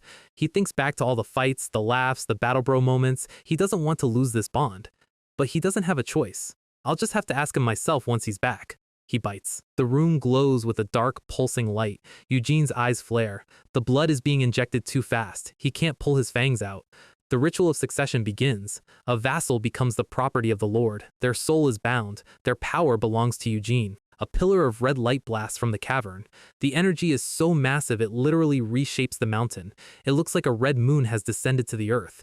The villagers are running for their lives. They think it's a roamer attack. They're right. Monsters are swarming the streets. It's a complete L for the civilians. The blood minotaur lands in the middle of town. Lugates is standing on a balcony, watching the chaos with a smile. He's waiting for the despair to hit its peak. The humans have no idea this was a setup. The plan is simple. Let the monster destroy everything, then defeat it to become the savior. Die more, despair more. This guy is a walking red flag. A pack of monsters corners a woman and her child. She's screaming for help. The beast opens its mouth to end it. She closes her eyes, hugging her kid. A black blur hits the monster. Eugene has arrived. He's standing on the monster's head. He's looking like an absolute menace. The villagers look up in awe. He looks like a hero, even if his eyes are glowing red. Lugates sees him from the balcony and loses his mind. He thought Eugene was dead. He offered him as a sacrifice. He's wondering how Eugene came back unscathed. Eugene looks at Lugates and asks if his boss knows he's making this mess. He's smiling. Not the I'm a good guy smile, the you're going to pay smile. He moves. He's a blur of speed. Then, another shadow lands next to him. Red hair. Red eyes. Lightning sparking off his arms. Galedick is back. And he's looking for his payback. Lugates is officially cooked. The Blood Minotaur is officially getting washed. Eugene is moving so fast the villagers can't even see him, they just see flashes of red light and monster parts flying. The crowd is losing it. They see the black armor, the red eyes, and someone finally realizes it's Sir Jan Eugene. They think he's a hero risking his life for them. Then this one guy in the middle starts screaming that Eugene is the Messiah. The brainwashing is so deep they've just swapped one god for another. Eugene lands the finishing blow, shattering the beast's skull into a fine red mist. Done. One high-ranked dungeon boss deleted. He stands there in the embers looking like a literal dark fantasy cover model. The nightmare is over for the village, but for Lugates? The nightmare is just starting. The cultists realize their god just got soloed by a guy with a sword. They start running for the exits like the servers are closing in 5 minutes. Lugates is on the ground, clutching his hands, still babbling about inheriting God's power. He's having a full-blown villain breakdown, screaming that he was supposed to be the new god. Then a massive shadow falls over him. He looks up and sees Galedick, who has basically just respawned with a better build. Galedick is looking down at him with zero mercy. He turns to Eugene and asks for the order. Eugene's response is short and to the point: kill them all. Leave no one alive.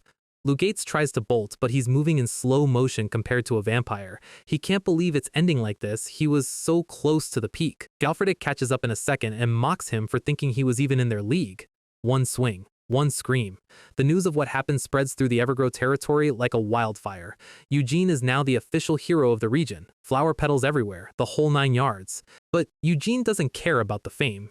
He's just looking at the sunset, glad his bro is back. We jump to a few days later, and the vibe is completely different. Galedick is sweating buckets. He's stressed out. He's holding Miriam like a stress ball and asking what the hell she is. Eugene is just sipping tea, acting like his friend isn't currently manhandling a water spirit. Miriam is offended. She's the great water spirit, not a she or a thing. She tries to pull rank on Galedick for being a latecomer, but Galedick just squeezes her. Eugene drops the lore. Galedick is a vassal now. That means he has to stick to animal blood and avoid monster blood unless it's an emergency. Galedick is processing the vampire life and immediately asks the big question. Wait, do I have to avoid the sun now? Miriam starts gloating, telling him he's going to burn to a crisp. Galedick, being a total blockhead, decides to just walk into the sunlight to see what happens. Miriam is screaming, Eugene is watching, and Galedick is fine. Not a single spark. Eugene explains that since he's an origin, his vassals share his sunlight immunity. Galedick looks at him, deadpan. Then why did you wear that hat and act like an elf for months? He starts laughing, realizing Eugene was just doing the most to hide his secret. He's ready for a duel, ready to work, until the vassal mechanics kick in. Romari tells him the bad news: he can't call Eugene by his name anymore, he has to call him Master.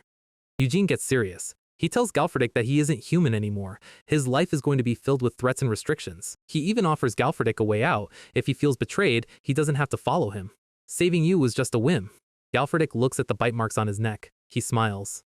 Human or not, Eugene saved him. He'll follow him for the rest of his life, vassal or not.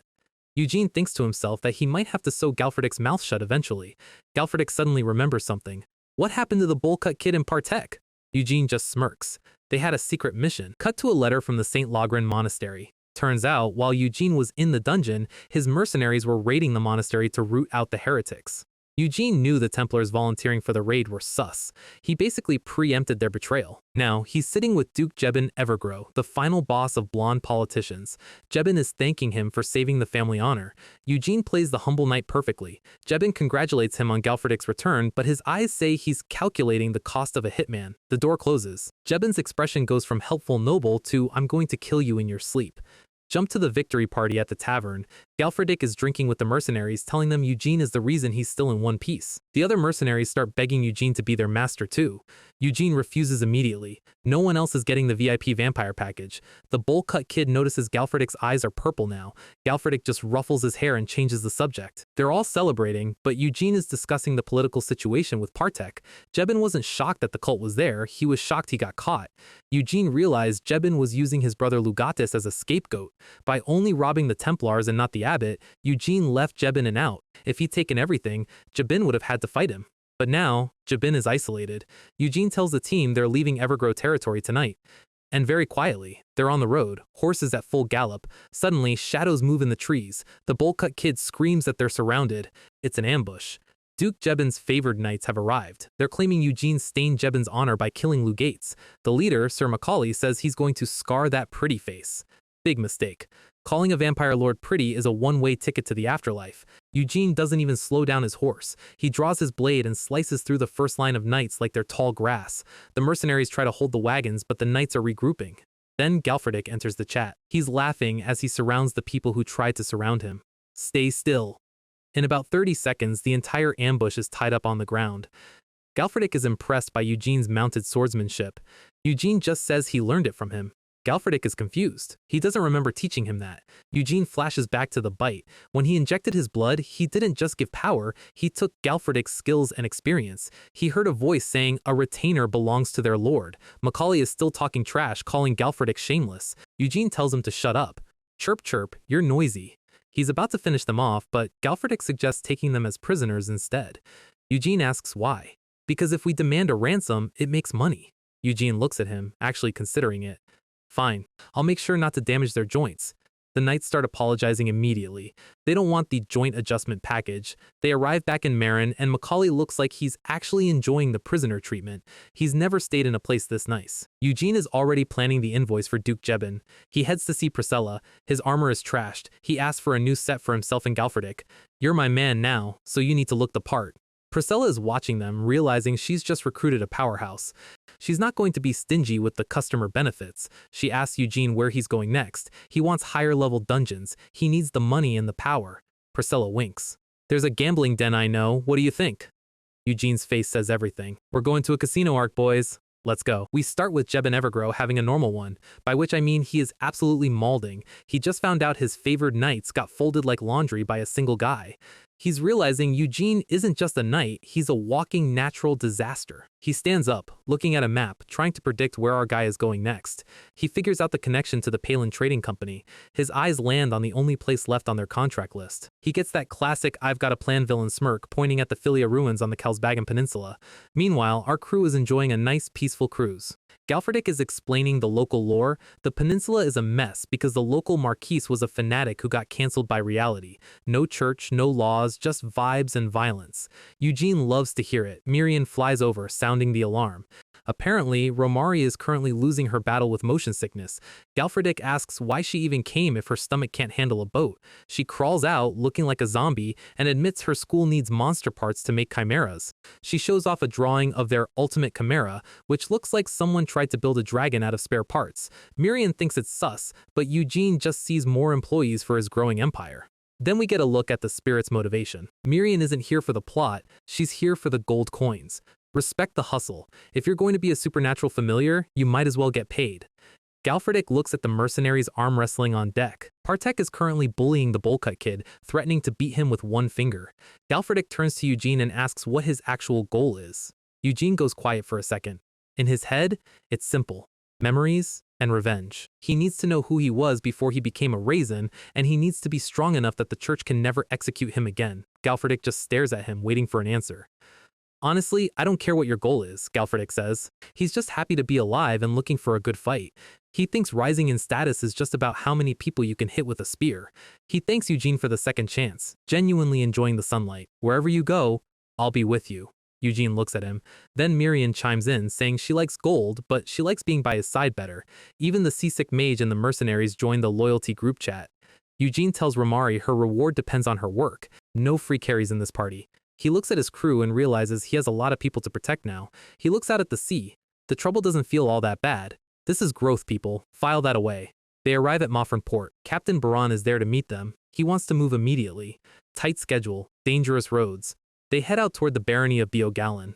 Baran explains the problem. A wyvern has been terrorizing the area for months. It's a smart monster. It waits for the humans to get tired before it swoops in for the kill. Eugene's internal monologue is just red monostone confirmed. Baran warns him that if they hit bandits, they should just pay the toll. He's thinking back to his orders from Priscilla. He thinks Eugene is just a pampered noble who got lucky. He thinks Galedick is the real muscle and Eugene is just the face.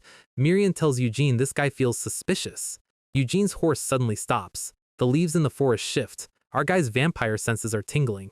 He asks Galedick for a spear. He doesn't even look. He just throws. The spear rips through the trees and pins a bandit to a tree before he can even blink. The ambush is blown. The bandits realize they've been spotted and charge. It's a massive group. They think they have the numbers. Baran is losing his mind. He has no idea how Eugene sensed them. Eugene tells Baran to just guard the carriage. Baran is still begging him to pay the toll so no one gets hurt. Eugene just smiles. You're worrying too much. He moves. 2 days later. Eugene is holding a very high-grade sword. The bandit leader is on his knees, crying and begging for his life. Eugene is doing the math on how much it would cost to keep these guys as slaves. The bandit promises they won't even eat. They'll just drink water. That is a terrible business model. Baran is standing in the back, staring at Eugene like he's seeing a ghost. He can't believe Eugene wiped out 4 major bandit groups in 48 hours. Eugene says they need to move because they're behind schedule, but the village chief stops him. He thought Eugene came to protect them forever.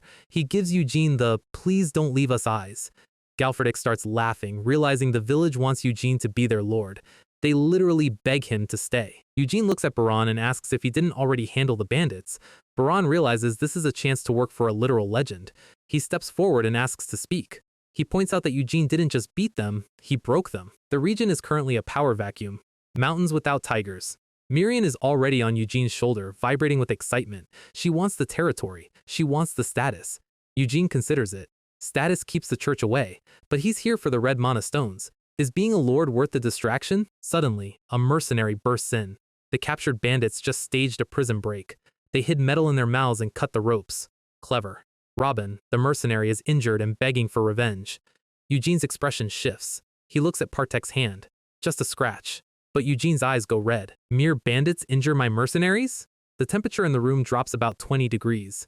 Galedick is already geared up. He knows the master is about to go on a hunt. Eugene tells Galedick to stay and guard the village. He also tells him to inform the chief that he accepts the offer to be lord. Pull weeds like that out by the roots! Cut to the bandits. They've set the village church on fire. They're planning to run to the ruins to hunt the wyvern. They think they're safe, because they're far away. The leader is laughing, planning to take back the town once the Black Knight leaves. The villagers ask who they are. The bandits laugh. They think it's time to go back to the good old days of being masters. Now, we are your masters. He starts swinging. He mentions a silver mine in the mountains. Then a hand grabs his face. It's Eugene. He's glowing with a terrifying dark aura. The bandit can't believe he caught up so fast. They try the "we surrender" act again. Eugene doesn't listen. He moves through them like a ghost. Blood splits the air. The leader gets his face ground into the dirt. Sword meets spine. Done. Eugene cleans his blade. He looks at the burning church. The villagers are huddled together. Terrified, Eugene steps into the light. The trash no longer exists. Do not be afraid anymore. I will protect this village. Suddenly, an arrow whistles through the air. Eugene catches it mid-flight. Miriam yells that something feels off. An advanced monster presence is nearby. A figure steps out of the trees holding a crossbow. He calls Eugene an unethical, rootless roamer. He notices the fangs and red eyes. Eugene parries another bolt. The figure is a vampire too. He's looking at Eugene with pure disgust, calling him ugly. He introduces himself. Delmongdo of the Nopros clan. He looks Eugene in the eye. Kneel, you mongrel roamer. Delmongdo is currently having a mental breakdown because Eugene pulled out a silver-infused sword. Eugene isn't even mad, he's just disappointed. The man is literally leaking tears while Eugene asks if his father told him to be this stupid. Miriam is watching this like it's a Netflix special. According to the lore Romari dug up, vampire society is basically just a very intense family tree where everyone hates each other. Eugene decides to lean into the terrifying overlord aesthetic. He lets a little bit of that origin pressure leak out, and Delmongdo immediately hits the world record speed for a kowtow. Anything? Eugene asks. That is a dangerous word to say to this man. Miriam asks if they're really just letting the guy go to spread rumors. Eugene's logic is simple. If everyone thinks he's a high-ranking noble vampire, they'll stop sending low-level trash to bother him. He's also banking on the fact that vampires are generally too prideful to admit they got beat by a roamer. Miriam calls him a future demon king. Eugene considers hitting her. The banter is fun, but the vibe shifts as they approach their destination. Our guy is back in Sir Yan mode. The local guide points out the castle. Eugene locks in. Welcome to the castle of Baron Beogalen. It looks expensive, which means it's full of stuff Eugene wants. The Baron is currently doing his best stressed administrator impression. He claims he's in a complicated position and can't give Eugene any extra troops for the wyvern hunt. He starts yapping about finances and troop management. Basically, he wants Eugene to go into a boss fight solo while he sits in his office and writes emails. Eugene's response? Fine, pay me more. He points out that the Baron has failed this mission twice already. Third time is a charm, but the price of the charm just went up. The Baron laughs. It's that fake, I'm impressed by your boldness laugh that nobles use before they try to poison your tea. He calls for his head butler. He signs a contract giving Eugene 50% of all the loot from the ruins. Eugene smiles. He knows this is too good to be true. The Baron is definitely cooking something, and it's not dinner. He tells Eugene to go rest in the annex. As Eugene walks out, the Baron's face does that classic villain shift. Outside, the squad is waiting. Eugene breaks the news about the lack of reinforcements. Baron is worried. He's thinking about the logistics. Galedick just puts a hand on his shoulder. You followed the master because you trust him, right? Galedick's confidence is infectious. Or maybe he's just excited to hit something. The expedition is moving out. The Philia ruins. The local soldiers are watching them leave. They're placing bets on how fast these outsiders are going to die. They think Eugene is just another arrogant knight from the city. To be fair, his squad is tiny compared to the last two forces that got wiped. They watch the doomed march through the gates. Among the soldiers, one guy looks slightly more competent than the rest. He's watching Eugene with a very specific kind of intensity. "Sir Knight! Wait a moment!" Eugene stops. It's the guide from earlier. He says he has something important to report. The castle looks peaceful. It's not. A heavy sack of byproducts is dropped on the floor.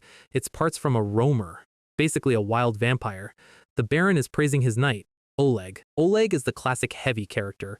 Big armor, big ego, small brain. The Baron tells him he has a more important job than hunting strays. He wants Eugene dealt with. He claims Eugene insulted him. The plan is simple. If the wyvern doesn't kill Eugene, Oleg will finish the job at the exit. Oleg is already cracking his knuckles. He's promising to bring down the hammer. The Baron opens a chest of gold. We see the letter. It's from Jebin Evergrow. The malice is so thick you could carve it. The Baron doesn't care about the politics, he just wants the gold. Meet the wyvern. It's not just a big lizard, it's an aerial specialist that uses harpies as a frontline screen to drain its enemy's stamina. Eugene is looking at the ruins. He knows the beast is smart. Charging in blindly is a complete L strategy. He turns to Galedick. Preparations are complete. Eugene has basically organized his ragtag group of former bandits into a functioning unit. They've built a palisade camp outside the ruins. It's professional. It's clean. They're camping here tonight. The ruins are quiet. Too quiet. The squad moves in. The former bandits are already complaining about thorns and chores. They don't understand why they had to build a fence if they're just going inside. Galedick is watching them. He knows these guys are only here because the alternative was a slave market. Suddenly, Galedick's eyes go wide. Master. Eugene doesn't even need to be told. Prepare for battle. The woods are literally vibrating. The bandits are confused. They don't see anything yet. They start calling the master a coward. Then the sky turns red. Harpies. Hundreds of them. Eugene is at the front, looking like he's bored of this already. Fire! The arrows start flying, but harpies are fast. One of them dives. It goes straight for Eugene. It thinks it has a free kill. Eugene catches it by the neck with one hand, and then he just deletes it. Romari, get ready! Romari slams her staff into the ground. A massive magic circle starts glowing. Baron moves in to cover her. He's actually holding his own. He tells Romari to focus on the spell. The fight gets messy. It's close combat now. The bandits are realizing that Eugene was right to be paranoid. Galedick is laughing. This is his happy place. The harpies are screeching. But their movements change. They're not just attacking anymore. They're swarming. They're trying to bury Eugene under a mountain of feathers. A massive dust cloud kicks up. Galedick screams for his master. The dust clears. Eugene is standing there, covered in harpy blood, and he looks like he hasn't even broken a sweat. He's the center of the storm. Romari finishes the chant. Thin pink chains of mana erupt from the ground. It's like an AoE stun that hits every single bird in the vicinity. Romari is exhausted, but the job is done. The harpies are literally hanging in the air, unable to move. Eugene tells the men to clean up. The bandits are stunned. Isn't this just putting utensils on a prepared table? The guy who was complaining earlier has gone completely silent. Baron gives him a piece of advice. Don't doubt your commander. It's a lesson in survival. The bandit realizes that working for a monster is actually a pretty good gig. Better than being a bandit, it might even be a lifelong job. The morale is through the roof. They're ready to take on the wyvern right now. Once cleanup is done, we retreat. Wait, what? Eugene turns around looking like an absolute menace. A sudden retreat? The bandits are confused. They thought Eugene was on a roll, but he just pulled the plug. Usually this is where the L happens, but Baron is starting to realize something. 0 casualties. They took down 100 harpies and not a single guy even needs a band-aid.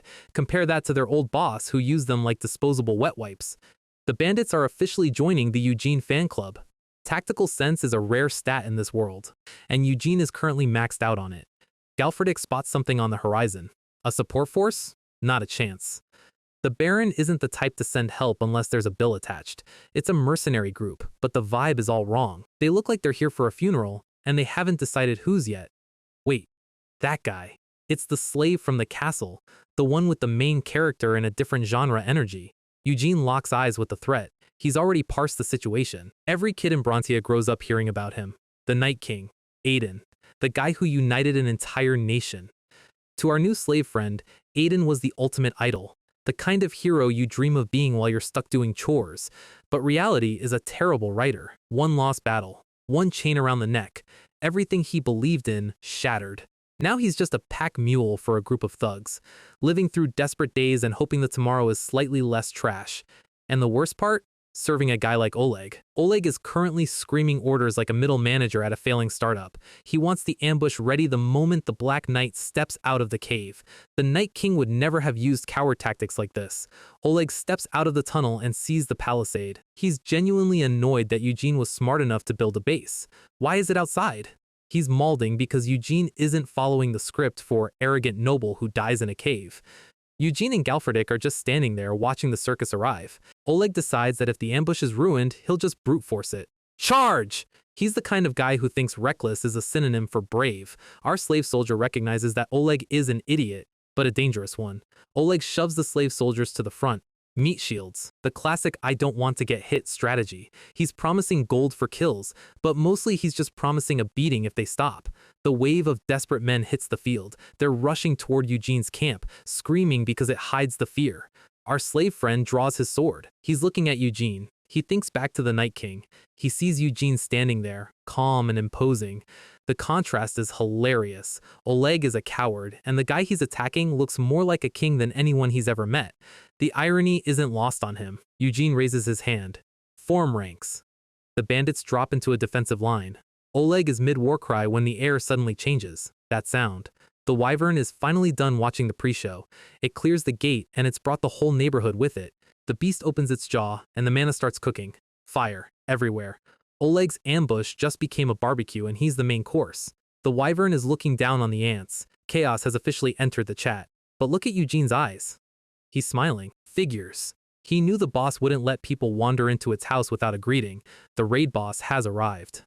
And Eugene is ready to claim the loot. The sky is literally full of harpies. It's a bird apocalypse. Oleg's men are begging for a retreat. But Oleg has other plans. He grabs a bow, hands shaking like he's on his 10th espresso. He's trying to play the hero, but he's aiming like a bot with high ping. The wyvern doesn't even notice the arrow. Oleg is sweating. A harpy dives on the slave soldier. He's holding his own, but the numbers are just stupid. Then we find out Oleg's secret debuff. He has ornithophobia. This man is a top-tier knight who is literally paralyzed by pigeons. Eugene and Galedick are watching the comedy show from the sidelines. The wyvern is circling, waiting for the perfect opening. Galedick lets a volley fly. The beast is annoyed. It's smart enough to know who the real threat is. It dives. The harpies swarm the ground troops while the big guy focuses on the players. The bandits are firing back, but they're losing the war of attrition. Baran is screaming for new orders. They can't tank this forever. Eugene looks at Galedick. One shot is enough. Galedick launches a spear that looks like a missile. It clips the wyvern's wing. Galedick is grinning. Got you. You lured it well, Eugene says. The wyvern hits the dirt. Hard. It's pissed. It's no longer a tactical aerial fight. It's a ground brawl. The beast unleashes a point-blank fire breath. The impact turns the field into a smokescreen. The bandits are coughing, wondering if they actually got it. No! Eugene's voice cuts through the smoke. Dodge! The wyvern is still standing, and it's glowing. It unloads another flamethrower. The palisade is melting. The beast is screaming, trying to re-establish dominance. Galedick calls out for Romari. The wyvern locks onto her. She freezes. The jaw opens, teeth like daggers, fire in the throat. She closes her eyes. This is it. Blood hits the ground. Eugene stepped in. He didn't just block it. He caught the wyvern's jaw with his bare hands. The squad is screaming. They think their master just got turned into a snack. Romari is in shock. She was ready to run away, and he just took the hit for her. Wait, she says. Look. Eugene is literally inside the beast's mouth, and he isn't dying. He's holding the jaw open like a carjack. Fire erupts from the wyvern's throat, engulfing Eugene completely. Galedick is losing it. Then the fire turns dark. Eugene's origin blood isn't just for show. Something inside the wyvern's neck just snapped. The beast's head hits the ground with a thud that shakes the peninsula. The harpies see their king get deleted. And they do exactly what cowards do. They flee. The field goes quiet. Eugene stands up from the corpse. Galedick rushes over, but Eugene is just dusting off his armor. I threw a sword into its throat. He used his black scales to tank the heat and finished it with a basic bandit blade. He's looking at the sword. It survived the fire. The bandits are witnessing a literal miracle. They're calling him a knight blessed by the gods. Romari and Galedick just look at each other. War god might be an understatement. Eugene is standing over the kill, the hero of the Peninsula title officially locked in. Oleg is in the distance, grinding his teeth. The plan failed, and he's currently looking for an exit. He tries to sneak away and runs right into the bandits. Interrogating Oleg was a masterclass in efficiency. Unsurprisingly, the Baron of Gallen was the one who ordered the hit. Eugene gives the Baron two options. Option A. Eugene leaks the truth to the Palin Trading Company and the Noble Society, effectively canceling the Baron's social life. Option B. The Baron admits he was instigated by Duke Jebin and starts negotiating for his life. Normally, a Baron would just execute a roamer, but you don't use force against a man who catches wyvern jaws for fun. Eugene starts dropping demands. Condition 1. A certificate of recognition and a joint petition. He wants the Baron and his neighbors to officially vouch for Eugene as the lord of the nearby villages. Condition 2. Compensation. 80% of the mana stones and byproducts from the wyvern, plus a ransom for Oleg. And for the cherry on top, he's taking some of the Baron's mercenaries. Our guy is speedrunning the feudal system. He turns to the slave soldier from earlier. Your name was Luke, right? Luke has been a squire for 3 years. He's a professional gear nerd. Eugene hires him on the spot for armor maintenance. The pay? Half a silver a week. Luke is stunned. In this world, slaves don't usually get paid. They get hit. He asks the question everyone is thinking, why bring me? Eugene's answer is pure logic. Luke provided the wyvern's habits. He gave intel. More importantly, when the fighting started, Luke didn't aim for Eugene. He only aimed at the harpies. Eugene values competence and character over status. He promises Luke full equipment and armor. Luke is officially a ride-or-die Eugene fan. The other bandits are watching this and realizing that the monster they follow is actually the best boss they've ever had. The squad is moving out. Scouts report that Robin Village has already been occupied by another group. Eugene doesn't even pause. Prepare for battle. The bandits are so hyped they're charging ahead to protect their lord's people. Galedick is loving the energy, but Eugene looks off. He's thinking about Delmondo, the vampire who was supposed to be watching the village. Time to head to Mofern City. Welcome to Mofern. It's a merchant city, which means everything has a price. The merchant guild leader, Gardier, invites them to his home, mostly because 40 armed men entering a city makes the taxpayers nervous. Gardier is doing that annoying thing rich people do where they talk down to you while eating expensive food. He calls the Wyvern Slayer title intimidating but unrefined. He's basically calling Eugene's crew a bunch of dirty thugs. The bandits are grinding their teeth. Eugene just keeps drinking his wine, unbothered. Gardier starts nitpicking, telling Eugene to keep his men in check. He's being a total L-host. The bandits are about to lose it, but Baran holds them back.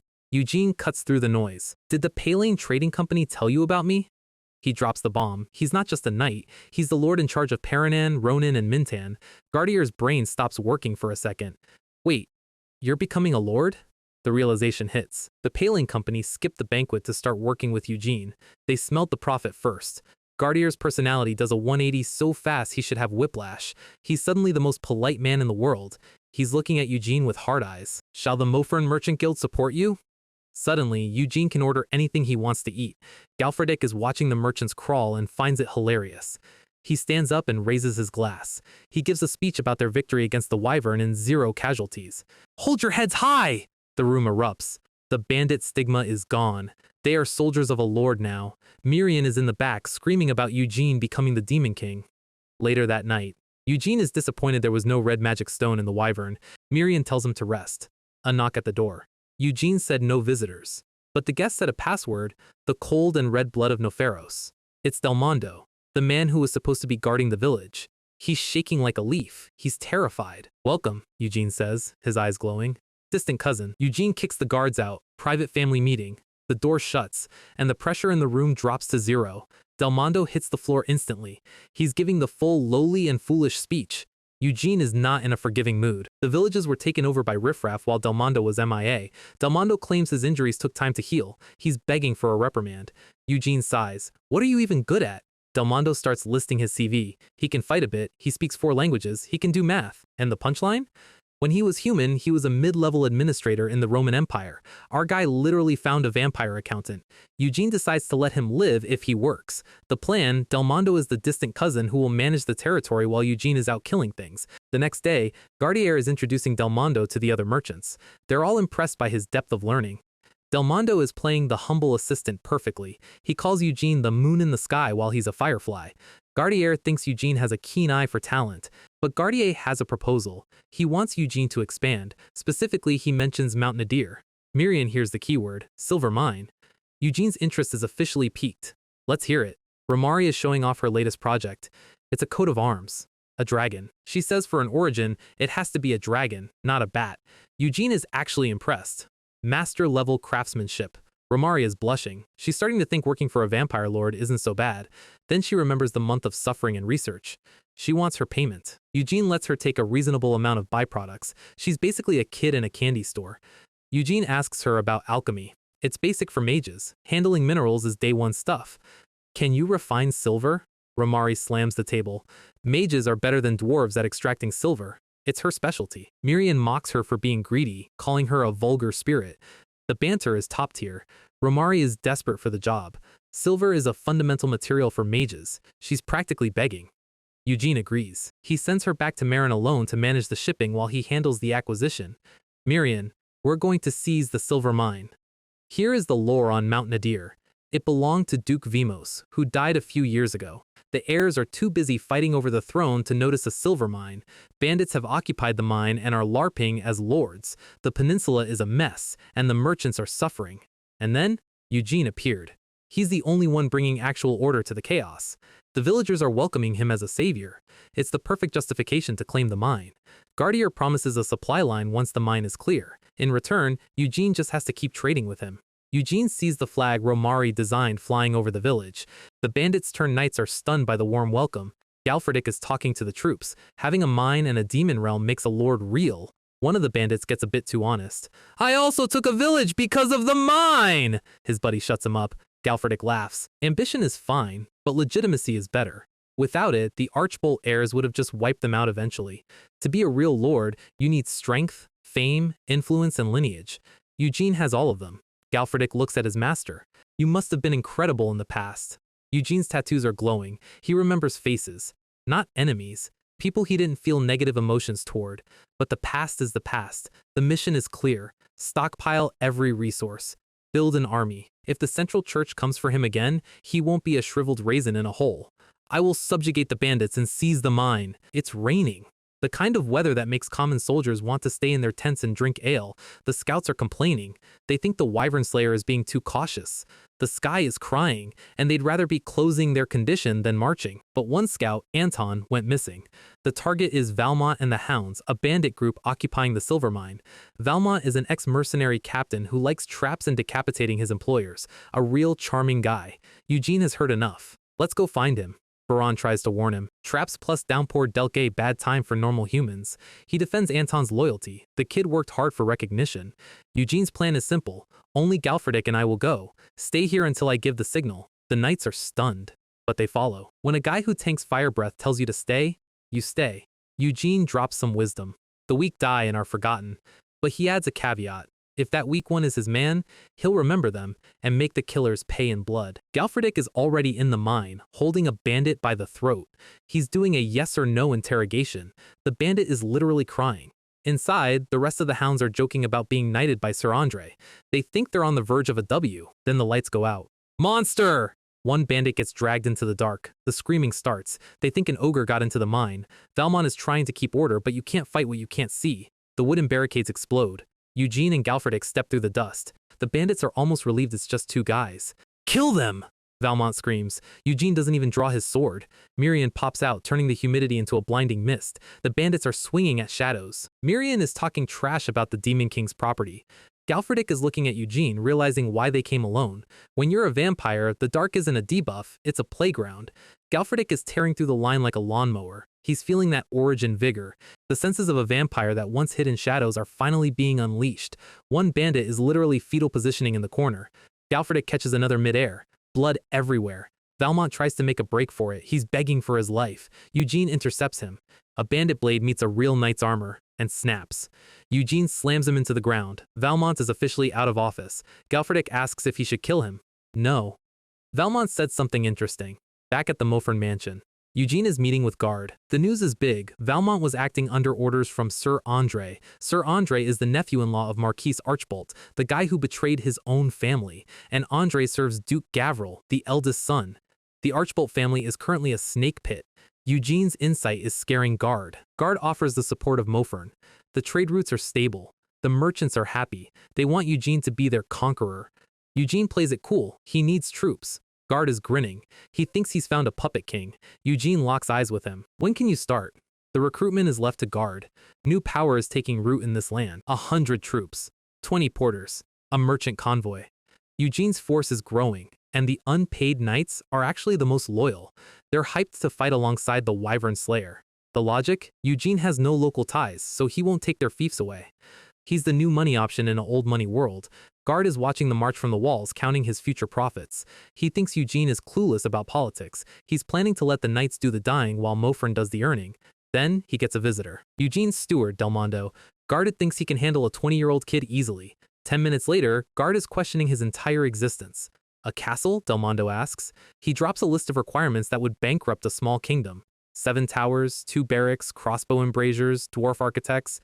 Guard is sweating. The cost is astronomical. Delmondo just shrugs. If you don't like it, forget it. Marin would buy our silver. The ultimate merchant threat. I'll take my business elsewhere. Guard immediately starts backpedaling. Delmondo is smiling. We get his background. 10 years in Roman finance. 20 years in political schemes. This man is a bureaucratic god. He's looking at Guard like a predatory loan. He mentions Eugene reaching king status. Guard is swallowing his spit. He's fully hooked. Delmondo's cunning trait is basically a S-rank passive. Eugene is approached by his knights. They captured a bandit base in an instant. They're bragging about their bravery. But look at the bandits. They're begging for mercy. Please don't eat us! Rumor mill check, apparently the Black Iron Knight tears people apart and eats them. They surrendered because they were too scared to leave the forest. The knights realized their bravery was actually just Eugene's reputation doing 90% of the work. Main character pressure is real. Mirian tells Eugene to praise them anyway. Keep the unpaid labor happy. Good work, knights. They light up like Christmas trees. But Eugene adds a chilling smile. All orders come from me. If you act on your own again, accidents happen in duels. The vibe check is passed. They won't be doing that again.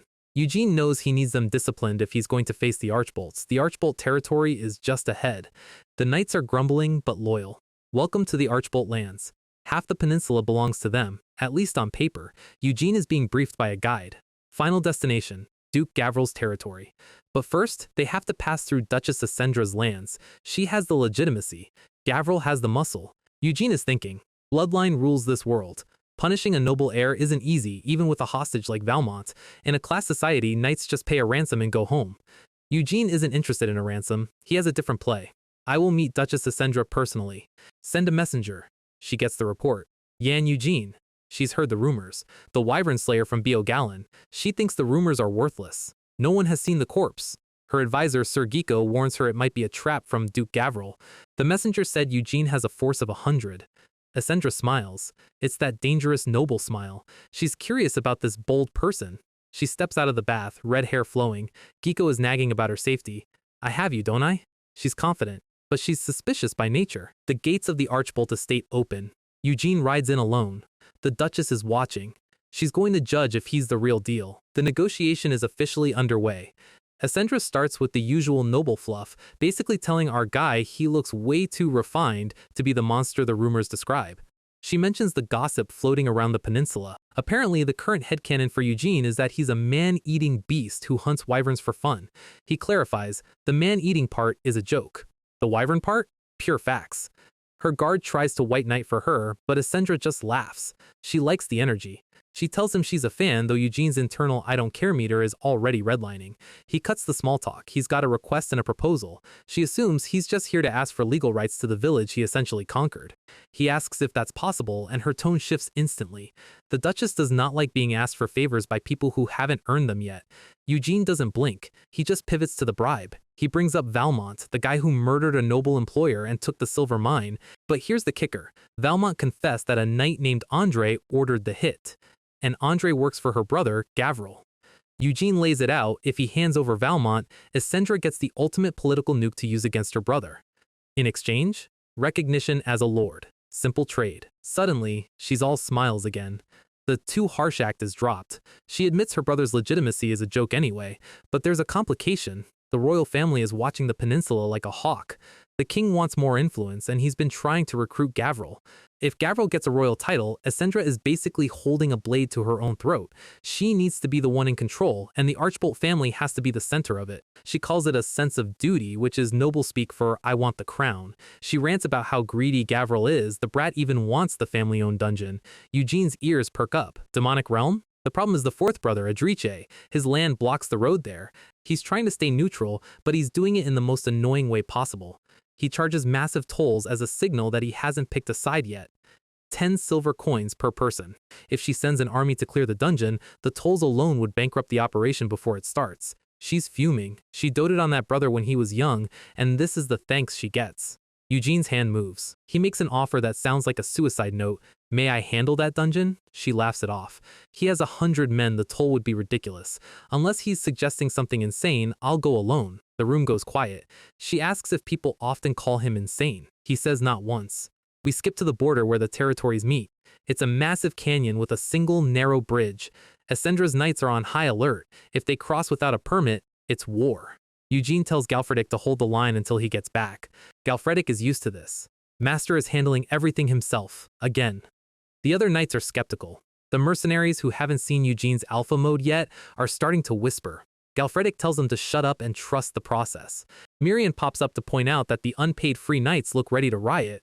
They think their new boss is a clown. Eugene sees the problem. His first instinct is to beat them into the dirt until they remember their place. But he remembers his new identity. Even raisins like Kamara Tiwan hide their true thoughts. He puts on his best noble leader mask. One knight asks directly, "Are we not up to your standards?" "Not at all," Eugene says, barely keeping a straight face while Mirian loses it. He tells them the Duchess holds them in high regard. Then he tells Luke to distribute that. 50 silver coins per person. He tells them the money came from Essendra. Mirian calls him out. Our guy has basically become a pro-tier actor. The knights go from "this guy sucks" to "I would die for this man" in exactly 4 seconds. Mirian asks if the Duchess even knows who these guys are. Eugene doesn't care. They'll never meet her, so the lie is free real estate. One of the veteran knights tries to stop him one last time. Eugene points out it's the 4th time he's had to hear the speech. The knight asks who will carry the loot if he actually wins. Eugene says he'll negotiate that too. He's given 3 days. He rides across the bridge alone. Mirian complains that the knight talks too much. Eugene tells her she's noisy too and to get back in the bag. She cheers him on anyway as he charges toward the next problem. Meet Duke Edrice. His reputation is the nice one. The reality? He's been a human rug for his siblings, Essendra and Gavril, for years.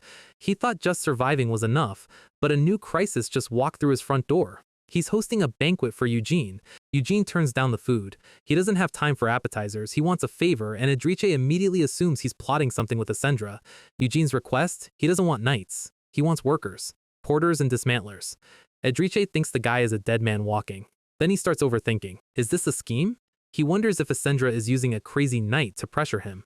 Gavril told him to block everyone, but if Eugene dies inside the demonic realm, technically Edrice didn't do anything wrong. He asks how many workers. Eugene says 10. Edrice offers 20. He's going to be generous to a man he thinks is about to be eaten. He just asks for one thing, a letter to Essendra saying he was treated well. Eugene realizes leaving a good impression on the disposable brother won't hurt.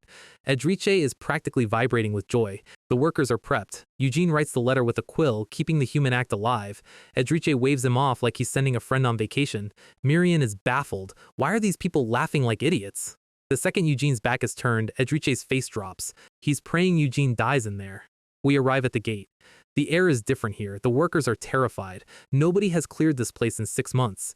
Eugene tells them to wait outside. He'll give a signal in 3 days. The head worker is staring at him like he's seeing a ghost.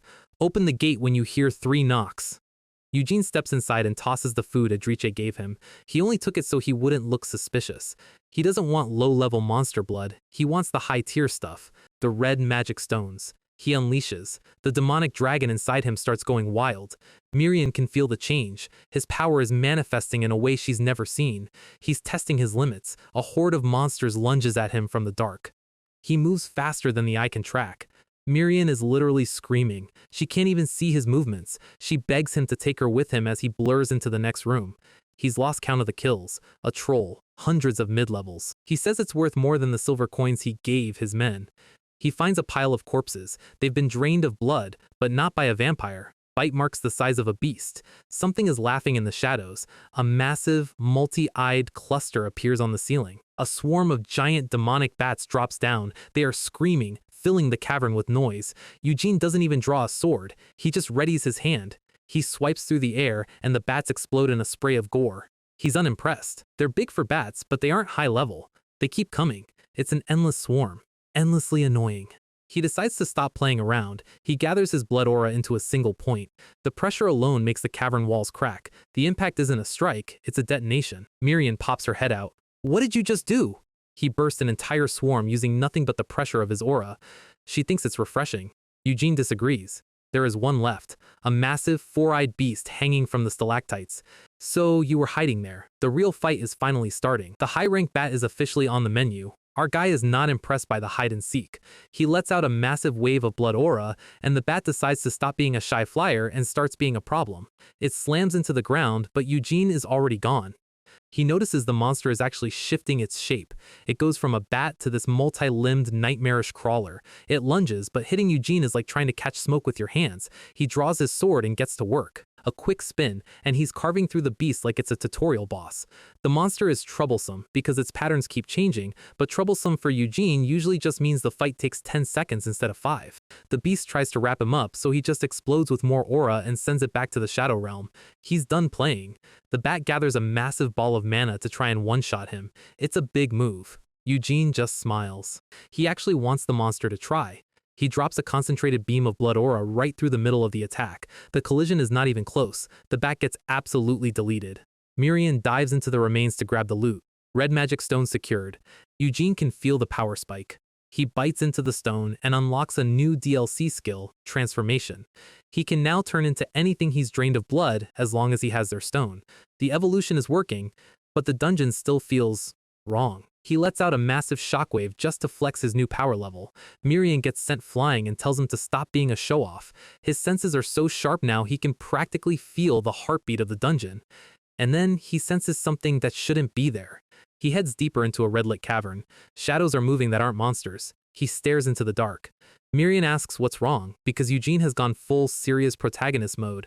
They reach a graveyard area. Miriam wants to go home. She thinks one red stone is plenty. She asks if he's that desperate for merit. He isn't. He's just noticed that if they leave now, they're probably going to die. Something that should not exist is standing in the doorway. Miriam finally sees it and loses her composure. It's a twin-head ogre, the strongest beast on land. But there's a problem. It's purple and rotting. It's an undead revived by magic. Eugene doesn't wait for an analysis. He tells Miriam to stay back and moves in. He lands a heavy blow, but the ogre doesn't even flinch. It slams its axe down, and the whole floor shatters. Its skin is like steel. Normal cuts aren't going to work. Eugene tries to use his aura to suppress it, but the ogre just laughs. Wait, undead ogres don't laugh. The beast lets out a roar and grabs Eugene. It slams him into the ground with enough force to level a house. Eugene coughs up blood. He hasn't been hit like this in a long time. He looks up at the ogre and realizes if he dies here, his revenge against the church and the truth about his past disappear forever. He sees a flash of his previous life. The defeat. The fangs.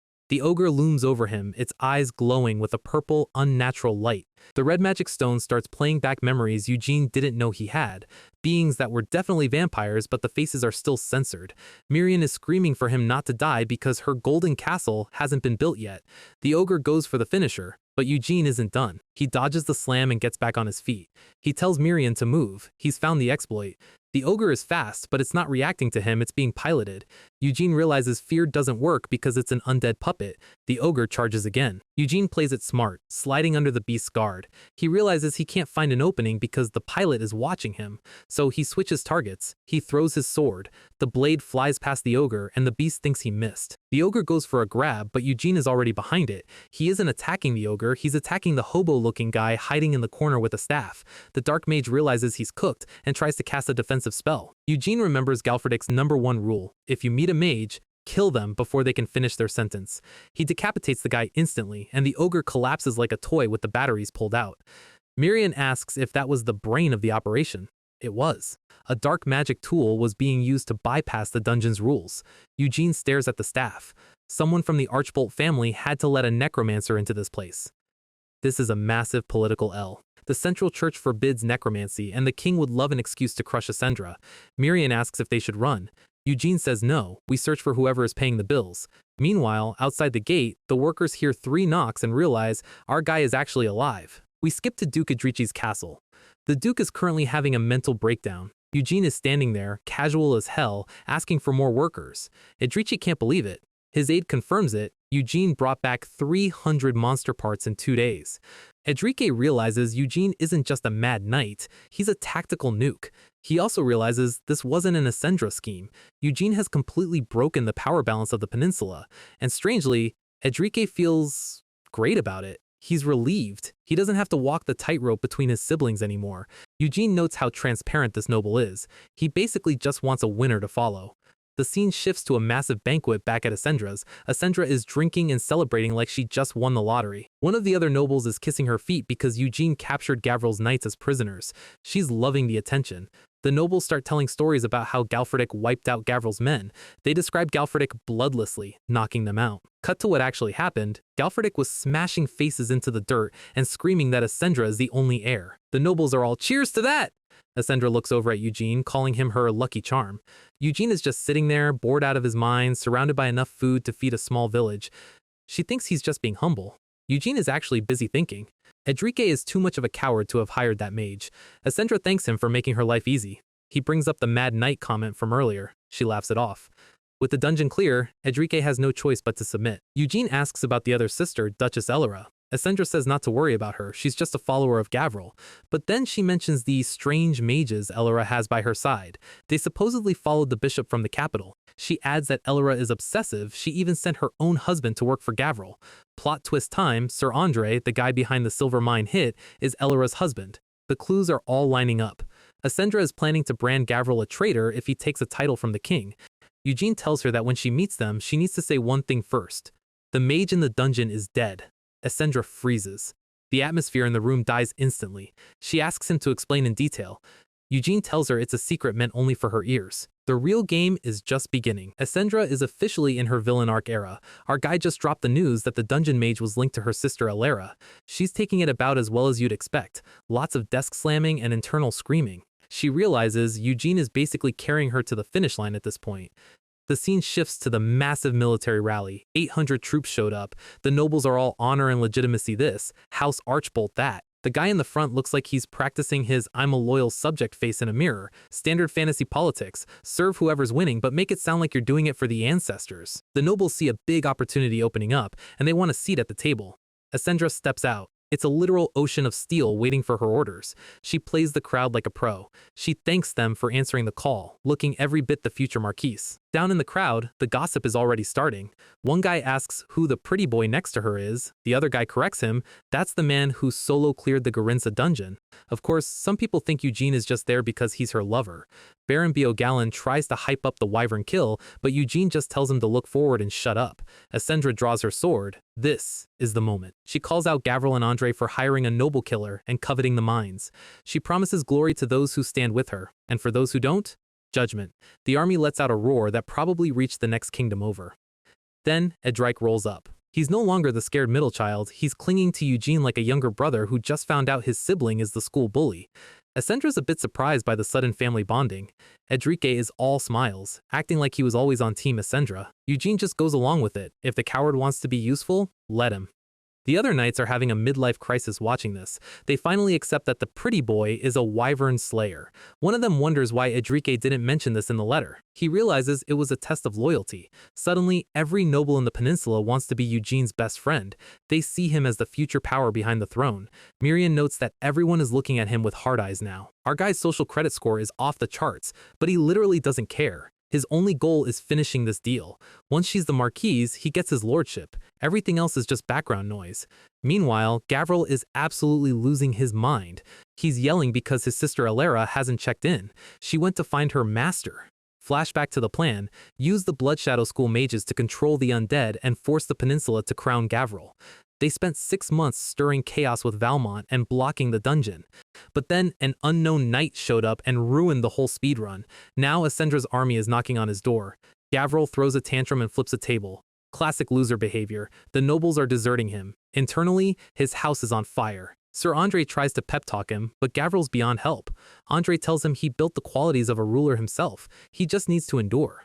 Alara walks in, acting way too calm for someone whose plans are failing. She promises to make him the Marquise. She has a secret weapon.